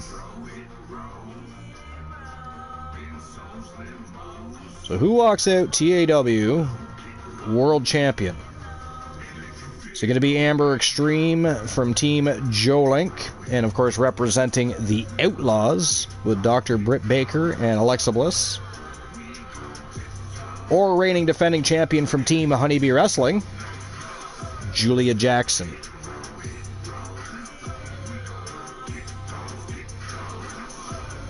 Actually, hold on. I'm going to change that to 15 minutes. It is an Iron Vixen matchup, so I'm going to give you guys 15 minutes to get your bets in. A little bit of a longer betting line. That way, in case somebody's lurking, grabbing a drink, grabbing a snack. Hopefully you're not touching yourselves, but it does happen. We know this. Luke likes to do that at the shrine. But at least it gives you a little extra time, so you can go back and notice there is a betting line, and you can bet on one of the superstars. Whether you think it's going to be Amber Extreme or Julia Jackson, I don't know. Moon, what do you think here? Amber or Julia? Does Julia retain? I actually like them both. Yeah, me too. That's my problem. Julia Jackson, I think. You think Julia's going to win it? Yeah, I think she... I think Amber is awesome, but yeah, Julia is such a formidable champion. It's really hard to bet against Julia Jackson. I'll just throw that out there. For anybody that's betting right now, not that you shouldn't vote for Amber Extreme, because, I mean, she's a multiple-time champion, tag team champion. I can't remember if she won a Legends Championship yet. I think she might have won it at least once, but she's won every other championship. She is a formidable presence in the women's division. But Julia, I think she's just on another level, you know? She learned well as a Jackson, that's for damn sure. Either way, let's find out. Betting lines are open, so get your bets in. Currently, there's 1,919 in the jackpot, so let's get that built up. See if you guys can get a slice of that pie. But it is time to turn and burn. First matchup of the betting rounds, Amber Extreme, dangerous Amber Extreme, versus Julia Jackson. TAW World Championship. Let's go. World Championship. The following contest is an Iron Woman match. I'd have to look, but I think this is actually the first time Julia has held this specific title. Where's Honeybee? Is she still here?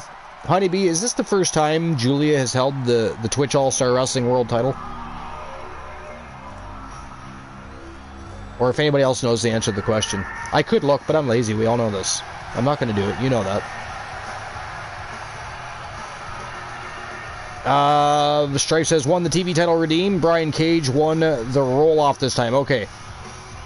So you've got Cage going for the television championship, and sorry, who was it going for the one championship again? It was Tables, right?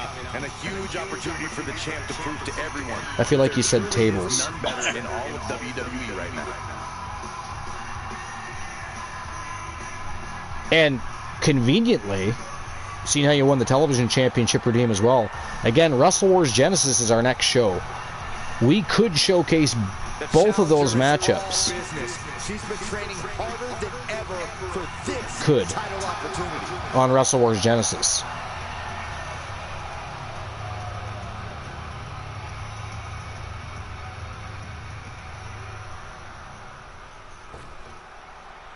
I know we got a few teams that are waiting for a world championship opportunity as well, so I'll be getting to those soon too. I've just been trying not to focus on redeems for our first shows of 2025. Literally, the shows so far have been all the #1 ranked contenders. If it's multi-person match, then it is the top 4, 3, or whatever happens to be in that matchup. These are all ranked #1 contenders, so it's not people with redeems or a lot of the, you know, well, I wouldn't say a lot of the times, but many times certain championship title belts are held hostage by storylines, right? There's people with stories and teams with storylines amongst factions that take hold of those championships. But for the beginning of 2025, I wanted to focus on the ranked #1 superstars, and throughout the rest of the season, and even into the next season 6, I want to do a better job of balancing out how much we're focusing on storyline title matches and how much time we're focusing on the ranked contenders as well. I think that's important, because it's not like both can't be done at the same time. We just tend to get lost in one or the other sometimes, and most of the times it's because of storylines and all the great matches between the factions that are controlling and holding those titles hostage. Hostage in a good way, by the way. I didn't mean that negatively. Tables was correct? Okay. I mean, you put that in... Sorry, go ahead, man. I think this is, I just checked for the Julia Jack for the CAW World Championship. It's the first time, this is her first reign, so it's not, so Julia Jackson there for the former champion side. Okay, so this is her first reign as champion then, okay. I kind of thought so. By the way, you guys will have just under 10 minutes left to get your bets in. There's still 1,919 in the jackpot. You guys want to get a slice of that pie? Drive the jackpot up. Build that pot. The higher you build it, the more you can win.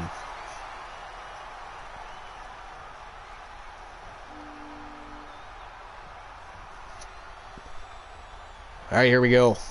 We're going to find out who is walking out champion. Oh, fuck me. Jesus Christ. Did you see that? Right off the hop. What an elevated knee right to the face. Good God. I mean, Amber might need some reconstruction on her jaw after that one. I actually like Julia Jackson's camouflage ring gear. Yeah, I liked that too. Like yeah, me too. And I've seen Amber for so long as a redhead. She's changed her attire a few times here and there, but I mean, it's a drastic change this time, but I like it a lot. And she seems to have a bit of a chip on her shoulder, a little edgier. Still confused as to why she attacked Anna Jay, but I mean, I'm sure we'll find out in due time. It was also a little shocking. I mean, if anybody, especially considering she just won the title, and if anybody on the roster, the least person I would have expected to come out of nowhere attacking Anna Jay backstage was Amber Extreme. So there's that too. But damn. Oh, reversal by Amber. Nice flying forearm there.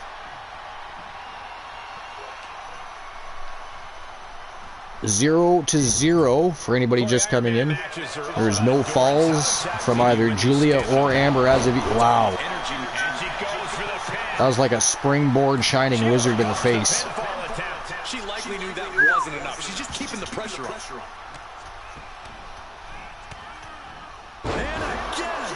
Joe's gonna have a tough time picking a match of the day for this one.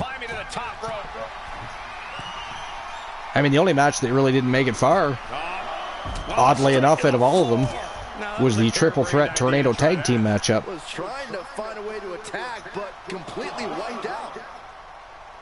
Where the Wolfpack retained their titles. I mean, I couldn't believe how fast that match was. Oof. But here comes the fire. I mean, it's not like they were in there with cans, you know what I mean? You had the Coalition. First and foremost, you know, Adam Cole, Joe Hendry. She set back in under the ropes. Check out the springboard. I mean, that alone would not suggest to me a quick match. So much damage inflicted. And then you had Motor City Machine Guns. I mean, looking for a pinning combination here. Just wow. Goodness, that was even worse. I mean, good for the Wolfpack, don't get me wrong. Fighting hard to stay. And if you're part of the Wolfpack, you're not complaining right now. You're just happy your faction picked up a big W. This could put you to sleep. She's got the submission cinched in tight. She could be up a fall in a matter of... Looks like she has other plans here. I don't know how many of you guys are on X, or AKA Twitter, but if you are, you can find the Archerverse over there as well. Feel free to follow. I'm quite active over there with posting any house show matches we do. Go to two primary places, and that's X and YouTube.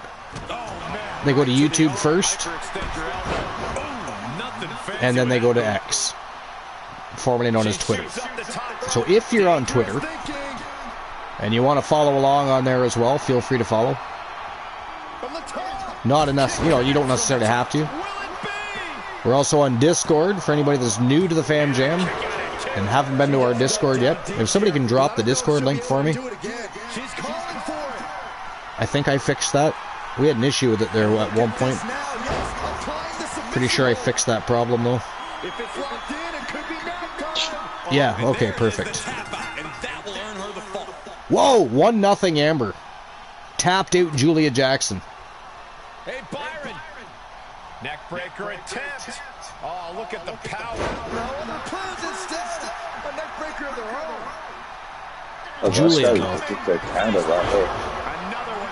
Julia likes adversity though, doesn't she? Like, Amber going up 1-0 just meant nothing. It really means nothing. Unless she can go up 2-0 on Julia, it means nothing. Because Julia is... Whoa! What? I don't know what she was doing there. A little directionally challenged at that point, I don't know. But, I mean, she landed with nobody home. That's gotta hurt. Because, I mean, she's landing with her testicles into the mat.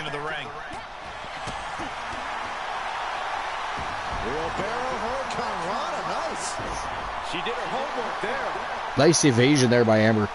Step back just in time. This is not gonna be good. Relentless. The champ teetering on the edge. Amber took control back over. We'll see what happens here though. But like I said, Amber going up 1-0 doesn't mean anything really. Can she go up 2-0? Well, that would be impressive. She kicks out with force. Good. 2 count only there. Scarily close to 3. That was close to 3. Oh! Jesus Christ. Amber's, I gotta tell you, Moon, Amber's face has taken a beating from Julia tonight so far.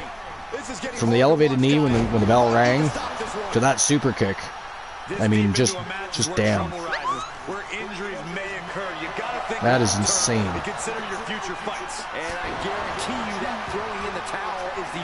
By the way, is there any change to the football game? Snitch the fight. It's only 5 minutes.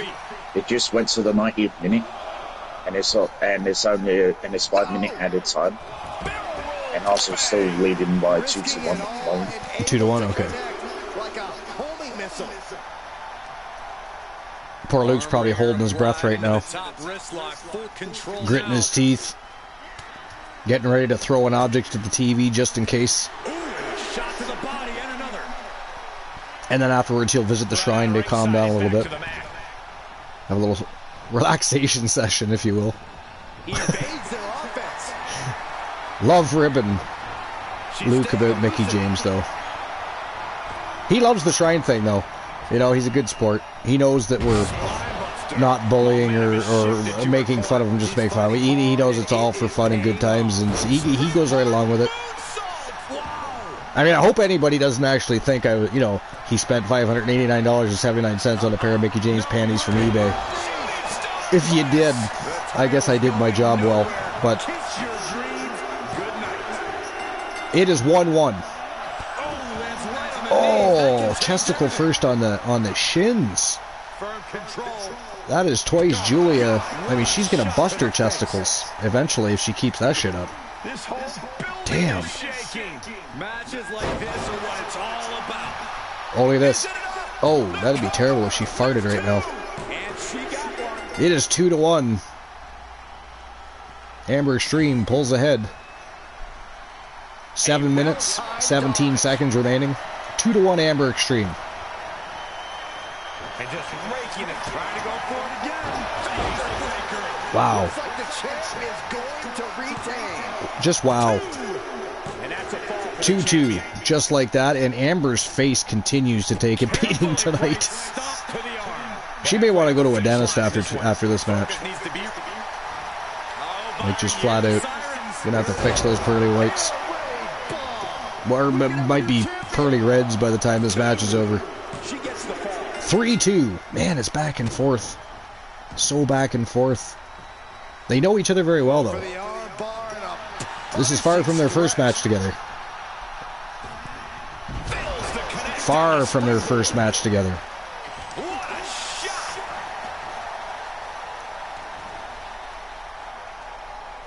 You know, I just realized we haven't got to any Joe Links match recaps and highlights today. At all. That's okay. We'll have them for, again, it could happen Friday. I'm thinking it's more likely Sunday. But, what one never knows. We shall see. We shall see. I prefer running shows on Sundays to Fridays for many reasons. But if it turns out I'm going to have more time on the Friday than I will on the Sunday, then it'll be Friday. But which is why I don't want to just pick a day, because I could be wrong. It's like during my work week. If I happen to run any... That's why usually I just record house show matchups during the week. That well, not during the week, but while I'm working. Because I just don't... The days I work, I don't have time to run a show. And even if I did, I wouldn't... Not that anything we do is ever a waste of time, but I wouldn't waste time running a show on a day that I have very little time with my wife. Or if I happen to have my daughter, or what have you. That type of thing, you know what I mean? Julia Jackson just got pulled. So that puts him at... Is it 3-3 or 3-2 now? 3-2, I think it is, or 3-3. Oh! Jesus Christ. There's another fall. So it's either 4-2 or 5-3. Right? I think it's roughly around about 4-2. Or not 5-3. It's either 4-2 or 4-3. Either way, Julia is now officially in the lead. I couldn't remember if Amber got another fall after she tied it up. Because I know she went ahead. Julia tied it up, but did she get a third fall? That's the part I couldn't remember. So it's either 4-3 or 4-2 in favor of Julia. And now it is either 4-3 or 4-4. Hey Byron, just like you. I guess come the end of the match, we'll definitely find it either way. Wow, there's another fall for Amber Extreme. So Amber's now ahead. And or tied. Wait, is she looking for the submission? Gonna take all the breath out of the body. Tap out. Oh, damn, she tapped her out again. Wow. Amber's pulling away here, guys. 3 minutes, 40 seconds left to get your bets in. There's 9,929 in the jackpot at the moment. That can still go up, and you can still get a piece of it. Regulation time in this Iron Man match. I know the scoreboard looks ugly, but nothing is settled until the final bell rings.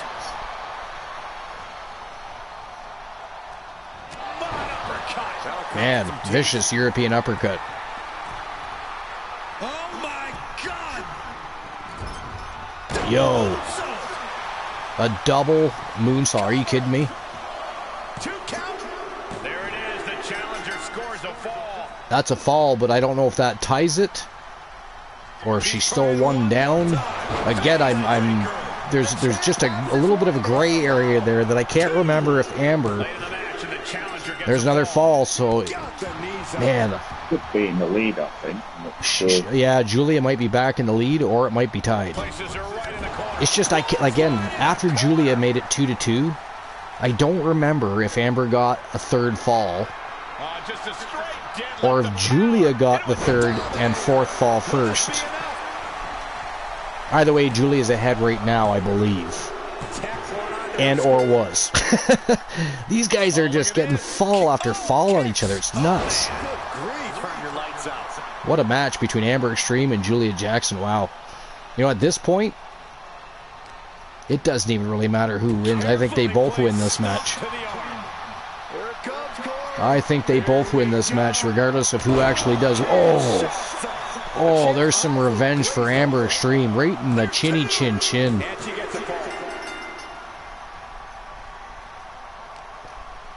See, now Amber might actually be in the lead right now, but I'm not 100%. Either way, damn, what a match. Oh, kicked her right in the face. Springboard roundhouse to the face. That was just straight up savage. Straight up savage. She's got her where she wants her. From the top. Oh, she went for a kick right in the head. Julia caught that one. You know, we still got to work on the negotiating process for Moondust. We got to figure that one out. We got to get Moon over here rocking and rolling. We can't allow him to keep winning titles in every other promotion but ours. It's disgusting. It is grotesque. It is gross. Ghastly, if you will.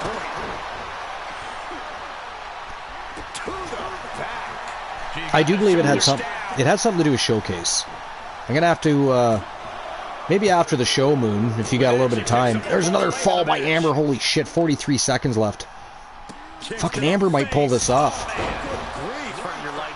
Amber just might pull this shit off. Yeah, if you get a little bit of time, we'll go on and look and see exactly what prevented me from inking the contract the first time.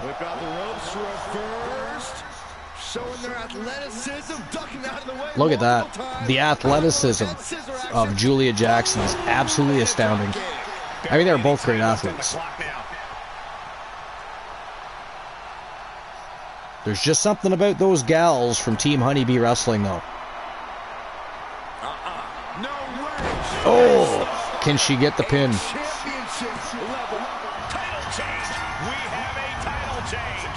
Wow. You know what? I think that would have tied it back up. But ladies and gentlemen, that is it. That is all. The winner of the match and your new TAW World Champion from Team Joe Link, representing the Outlaws. It is Dangerous Amber Extreme, and that was a dangerously close matchup. Like, Moon, I think Julie was just about to tie it. Pretty sure, which of course... I made on Julia to win on the voting thing. I think if she had had another 4 seconds, she would have tied it, the match would have ended, and she would have retained her championship via championship's advantage.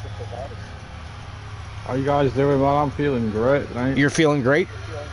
Did you just get back from the Shrine, or did Team Arsenal win? See what happened. Arsenal won. Probably both. I think you're lying to us. I feel you know what? I feel like it's always great to beat your rivals. That's true. In any sport. It feels great. But you guys take rivalries to a new level over there, though. Yeah, we do, yeah. Yeah. Football fans are fucking nuts. It's like Canadians when they actually go to war. It's fucking nuts. Holy shit, we're in the main event. Wow, that means we actually missed a betting line. How did we do that? We only had one betting line today. Goddamn. Okay, well, I got to issue the payout. And then we're at our main event, apparently. Here, I thought we still had... I thought this was the co-main event we were getting to. I should have figured. We just had a women's world title match. It was the co-main. Sometimes they're the main event, but either way, I should have known. I blame Moon Raider, to be fair. It is Moon's fault that I did not open the betting line for one of the matches. Alright, let's see here.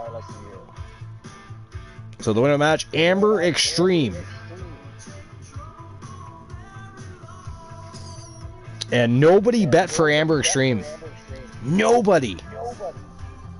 Wow, that's harsh. I mean, y'all just lost 10 grand. What in the fuck is your problem? Not one of you thought it would be a good idea to even bet 10 Archivers bucks on Amber Extreme? No one. Wow. Alrighty then. I'll get the betting line open for the main event.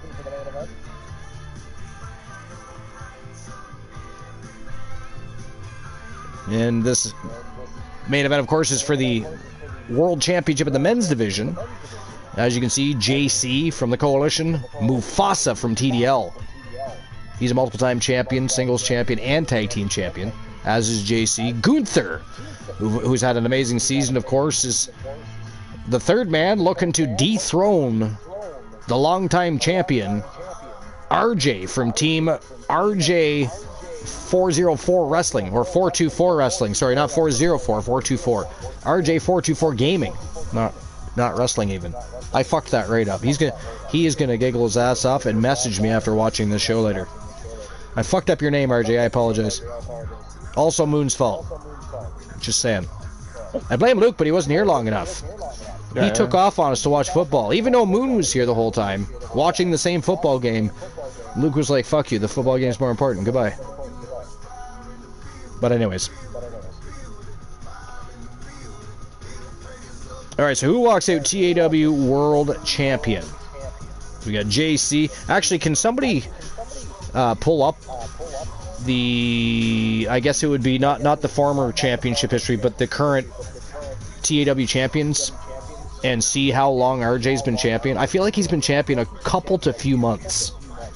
He's been the champion since the 21st of this past October of last year. Wow. So RJ's been champion. That would have been right around our 4th annual TWA Halloween Havoc show. Interesting. So he's been champion for a hot minute. And nobody's been able to beat him. He has defended the title more than once. Interesting. Alright. So you got to keep that in mind while you're betting too. You got JC, multiple-time champion. You got Mufasa, also a multiple-time champion. Gunther, multiple-time champion. Good luck with the betting, guys. Just saying. Good fucking luck with that one. Now this is an elimination matchup, so I'll give you 15 minutes for this matchup as well.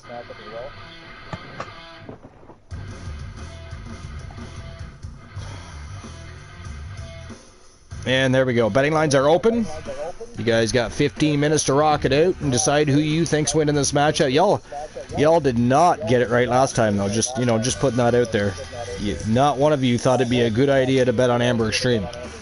Multiple-time tag team champion, multiple-time champion, Legends champion, and nobody thought it would be a good idea to throw $10 on Amber Extreme. Crazy. Just, I'm just putting that out there. I mean, at least Luke wasn't here. Luke, if you saw that nobody was betting on Amber Extreme in a betting line, would you not throw a few bucks on Amber? Yeah, I would. I know, right? Me too. Especially considering the amount of championships she's won. She's been part of one of the most successful factions in history. We've done the double overs bears this season, so I'm allowed to be happy tonight. We beat them twice. You've beaten them twice. So how many times have they played? Is that only the second time? And you play each other twice in a season, so like, you could play each other 3 times, depending on if you play each other in the FA Cup or something. Competition. In the leagues, twice. You play each other. You play everyone home and away. Okay, so they've played them twice and beat them twice. Most of the time, every year, it's always Arsenal at home for the first game, for the first North London derby of the season. But it was different this season. We played them away first, and we beat them 1-0. So here's a question for you: who's a team that every year Arsenal loses to that they should beat? Oh, Newcastle, St James, Newcastle away. It's weird. Yeah. It used to be Stoke City because what Stoke City used to do is they used to have a guy that could throw the ball super high into the air, super long, and Stoke used to score off the headers from the thrones. Now and they used to every time Stoke City, there was a different type of Arsenal, but then they didn't like to get physical, so basically like Stoke City would just rough them up. What is it about those games where they just don't seem to win even though they should? Is it the atmosphere, or is it like what? It's like the atmosphere or a certain style of play. Like some teams just play really ugly and just tackle you with doing you get. We'll just kick you. They'll kick. Some teams will just kick you to death, basically. Gotcha. It's a style of play, like counter attack, long ball, boring football. That's not fun to watch, but they can grind out a result. You know what I mean? Like, it's not fun to watch team play a long ball because A team that comes to a team that's going to come against Arsenal, if they haven't got the best players, they're not going to come out and try play football against Arsenal, are they? They're just going to sit back and try and hope they get a quick counter attack or something. Oh, it's like that's basically what they'll do. And is it like a situation where like it makes sense. It makes sense. It's you can't blame them. You haven't got the quality of players to really play actual football. If you come out and play actual football away at Arsenal, chances are you're probably going to lose. Like if you're a small team, so it's like you're gonna hope you get that quick break. Basically. Mufasa making his way to the ring with that World Tag Team Championship belt. What a great tag team TDL is. It's interesting the different style of playing strategies. Like, it makes sense as well. Sometimes you've got to defend. Tonight the Spurs goalkeeper looked very shaky, and he looked young, and his kicking was really bad as well. So was it? Also, we put him under a lot of pressure, but. Moon, what's your opinion on that game? You were watching the same game. Oh, what game is it? The Arsenal game? Did you finish? I think Arsenal dominated the whole game, is what I've been seeing. Yeah. What I saw. I think Arsenal deserved the win over Spurs. Would you say there was any standout players for the game? I think Gabriel was a standout player. Yeah, he got player of the match. Did he get player of the match? Okay. That was the guy that's the guy that put them ahead to begin with, right? Yeah, he scored the equalizer. Oh, did he score the equalizer? Okay. Yeah, he got the equalizer. I thought he. Okay. Gabriel also made an amazing block for like one of the chances that they had as well, like in the first half. Like. So who scored the go-ahead goal? That was Trossard. Oh, okay. Trossard doesn't play every week, but he is good. I don't get it. He always goes for Martinelli. He always plays Martinelli over Trossard, and I think Trossard's better than Martinelli. Myself, personal opinion, mate. Yeah. A lot of times with Martinelli, he just doesn't. He's not consistent enough. He can be good, but he's not consistent enough. I do like him, but. He's very talented, but he's just not consistent. He's not really been showing it enough recently. I just think Trossard's a better player at the moment. So you think he's inconsistent? Yeah, I think Trossard should be on the left from now on, the left side, instead of Martinelli at the moment. Three men have arrived, we're just waiting on the champion. Since Saka's injured, I think he's gonna Martinelli. I think he's probably he played Sterling and Trossard tonight. He didn't play Martinelli. Didn't start Martinelli anyway. Was there a reason for that, or? I don't know. I think he thought. I don't know. He told me he hasn't been playing Sterling. So I don't know why he went. I don't know why he went Sterling and Martinelli. I don't know why he went Sterling and Trossard. It worked anyway, so. The thing is about Sterling is he's good at dribbling, he's good at running, but once you touch him, he's weak, he's fluffy, he'll just go down on the ground. He'll just go down on the ground too easy. That's the only problem with him. Oh, gotcha. So he's leaving the net open. Yeah, sometimes he doesn't pass when he should. That's why it can be frustrating, because when I used to watch him play for England, he's really frustrating. Like, he can pass it, it's literally like... It's like a ball hog. The chances where Harry Kane's wide open for a pass for England, and you just got to run and take a shot. Like, fucking hell, man. Humboldts and Tables won the roll-off. Okay, Strife. Now, you put all those in the redeem section, yeah? I hope. I'm sure you did, but... Desire and results will be tested tonight, all for the right to claim the championship. The right to hold the gold. Who's it going to be? RJ's been a dominant champion. As Moon Raider pointed out, he's been champion since October 21st of last year.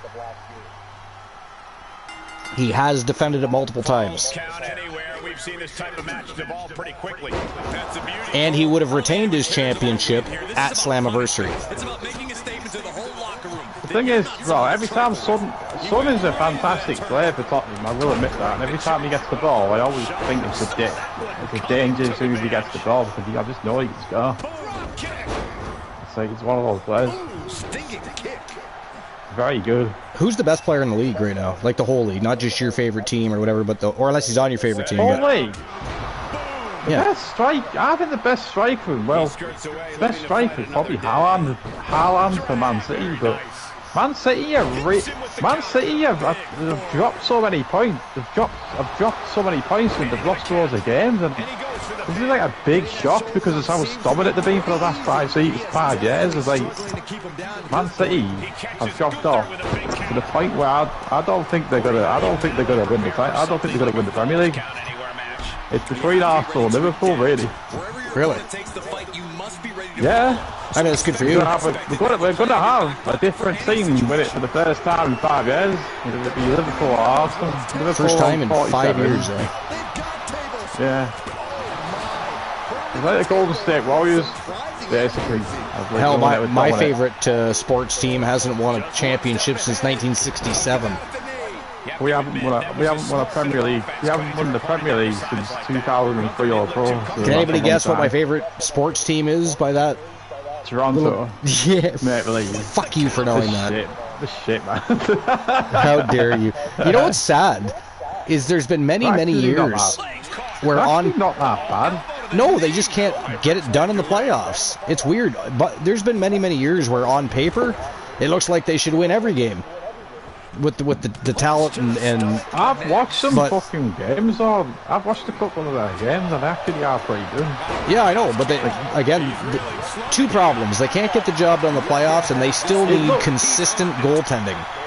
You can play attractive. Like I said, you can play attractive style of play, but if you don't win anything, what's the point? Yeah, I agree.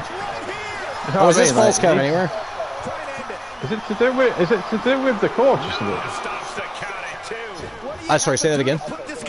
Is it to do with the coach or manager or whatever it is? I think it has mostly to do. Well, I mean, coaching is a big deal. Don't get me wrong, but I think it's. Have they had different managers come in and try to fix it? They've had many managers. I mean, the best manager they ever had was probably Pat Burns. He was the former coach of the Montreal Canadiens. When was the last time you actually won something? The last time they won a championship, Toronto, you mean? Yeah, the last time they won a championship was 1967. That's a long time ago. I know. I wasn't even born. They should have won the cup in '93. They fucking got choked out. Gunther has him lined up. I mean, the game they lost against LA. So Gretzky high-sticked and drew blood. He should have been out for a major and a game, especially with the rules at the time. And he wasn't. They didn't call, and he came out of the penalty box, grabbed a hold of that fucking puck, stormed off down the ice, passed down, and LA scored, and then Toronto just, it's like they lost their wind. Their hearts were just broke at that point. Just can't seem to get the job done. RJ eliminates JC, we're down to 3 already. So weird that. It sounds weird, like you play nice, attractive style of play, but you don't win anything. Yeah, I know. But, I mean, to be fair, some of the teams are stacked. So, there's that too. But Toronto does usually pretty good as far as regular season goes. Now, they've had years where they were close to the top of the division, but again, they can never seem to get it done in the playoffs. But they don't have consistent goaltending either, though. That's part of their problem.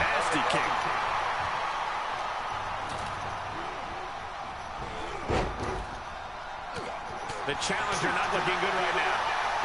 Mufasa really taking it to Gunther in there. RJ's just waiting. What? And the count's broken, keeping the match alive. It's not over. He delivered a forearm to the back.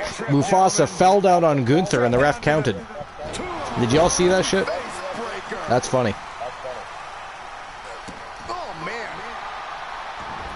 That is funny. But the struggle's worth it. With every move you make, you hear this capacity crowd following you on that journey. Oh no, he can be caught here. Bad spot for him. We got a single leg crab going. Oh, that's a Boston crab he's got going on there. Nice. A lot of Tottenham fans are going to make loads of excuses about injuries, and we've got injuries. Both teams got injuries going into a match as well. Well, I mean, you have to. Everybody has to have an excuse for losing, right? Yeah. Especially Spurs fans. Look at hell.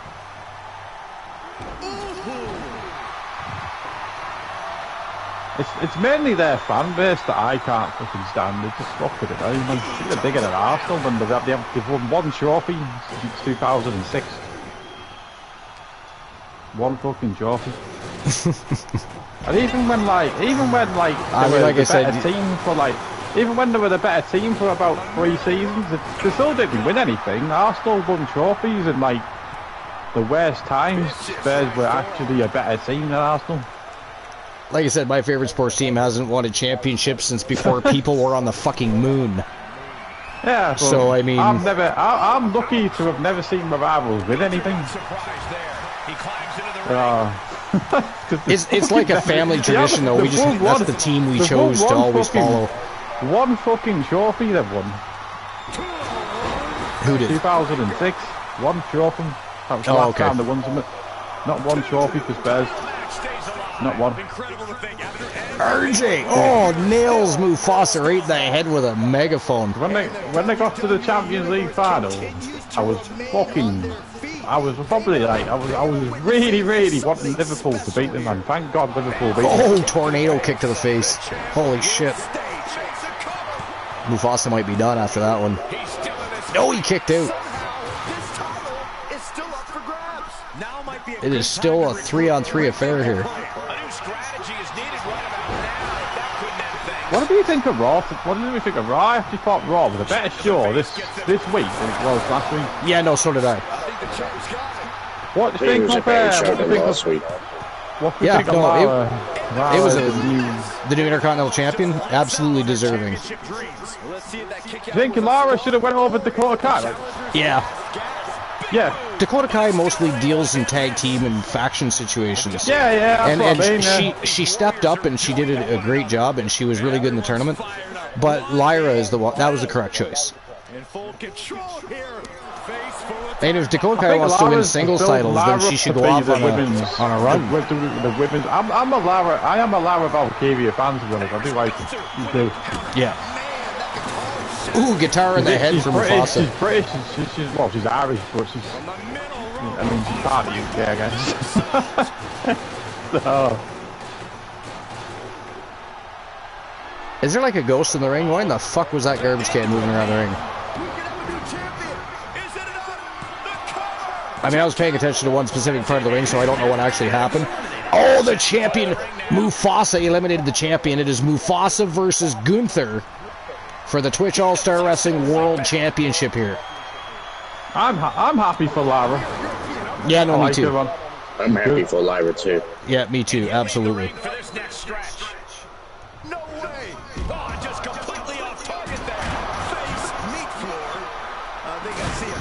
I think if you pick the right Chelsea Green, the right choice for the United States title, and I think you've got Lara is a good choice for that. I like both of them, so I'm not bothered who won them. Who won that? I like Dakota. I like Lara. Lara won. I'm happy.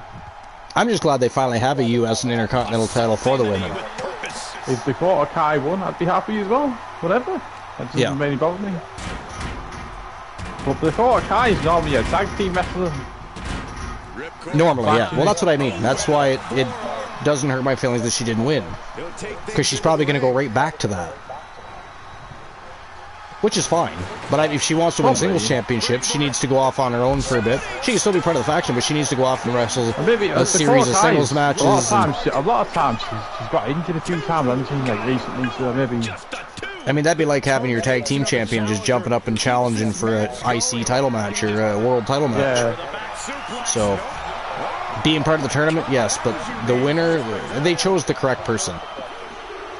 Yeah, in my opinion. Yeah.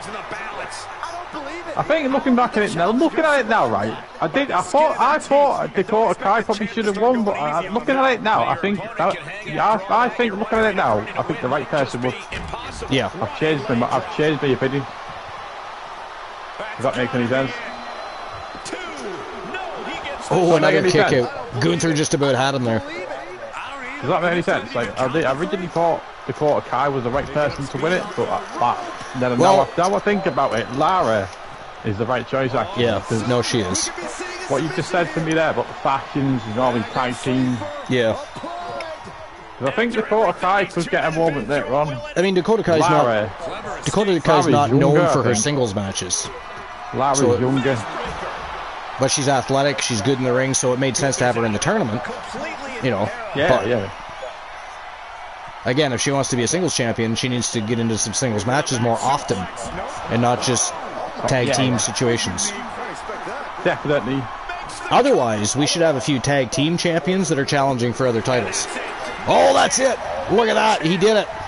Ladies and gentlemen, the winner of the match, and your new Twitch All-Star Wrestling World Champion from Team Mufasa. He is one half of TDL, the Dangerous Lions. Mufasa is your new world champion. Congratulations to Team Mufasa. Absolutely fan-fucking-tastic. I think Lara's young and hungry as well. That's the thing as well. She's just won the belt. So, yeah. No, I mean, young hungry. She's already the first ever women's Intercontinental champion. That's fucking huge, man. It is. It is. That's a huge woman. That is a. She's just literally just started on the main roster. Yeah. Yeah, exactly. All right, well, ladies and gentlemen, that is it. That is all for episode number 621. What a show it was. Stay tuned for Joe Link's match recaps and highlights. He'll, of course, be watching the show, and he'll be dishing out the highlights and recaps. But what a show. I couldn't even pick what... I mean, I'll leave it to Joe what was the best match of the show today. But, man, they were all phenomenal. The only, like I said, the only standout match that I probably wouldn't throw into that category was somehow the Wolfpack, Luscious Luther Brody and Alan Severn, made very short work of two teams you never would have expected. Right? So, I mean, that was weird. That was weird. But Mufasa... That was weird, actually. That was a good show, that. No, it was. I'm just saying, I didn't expect... Oh, this main event. Yeah. No, that was great. It was a very good match. And Mufasa, TAW World Champion. That's awesome. Congratulations to Team Mufasa. I'm sure he's going to be excited. He might even be lurking right now. But he's probably busy because he would have said something by now. But damn, Mufasa, if anybody's earned it, especially over the past few months, it's definitely Mufasa. So, we are going to invade out. I'll see you guys either Friday or Sunday for Wrestle Wars Genesis. I'll let you know either way. We'll probably have some house show matches in between, but let's show some love to Fred Laws. He is funny, he is entertaining, he does artwork, plays games. You'll have a good time. Let's go give him some love and support. Make sure you follow if you're not.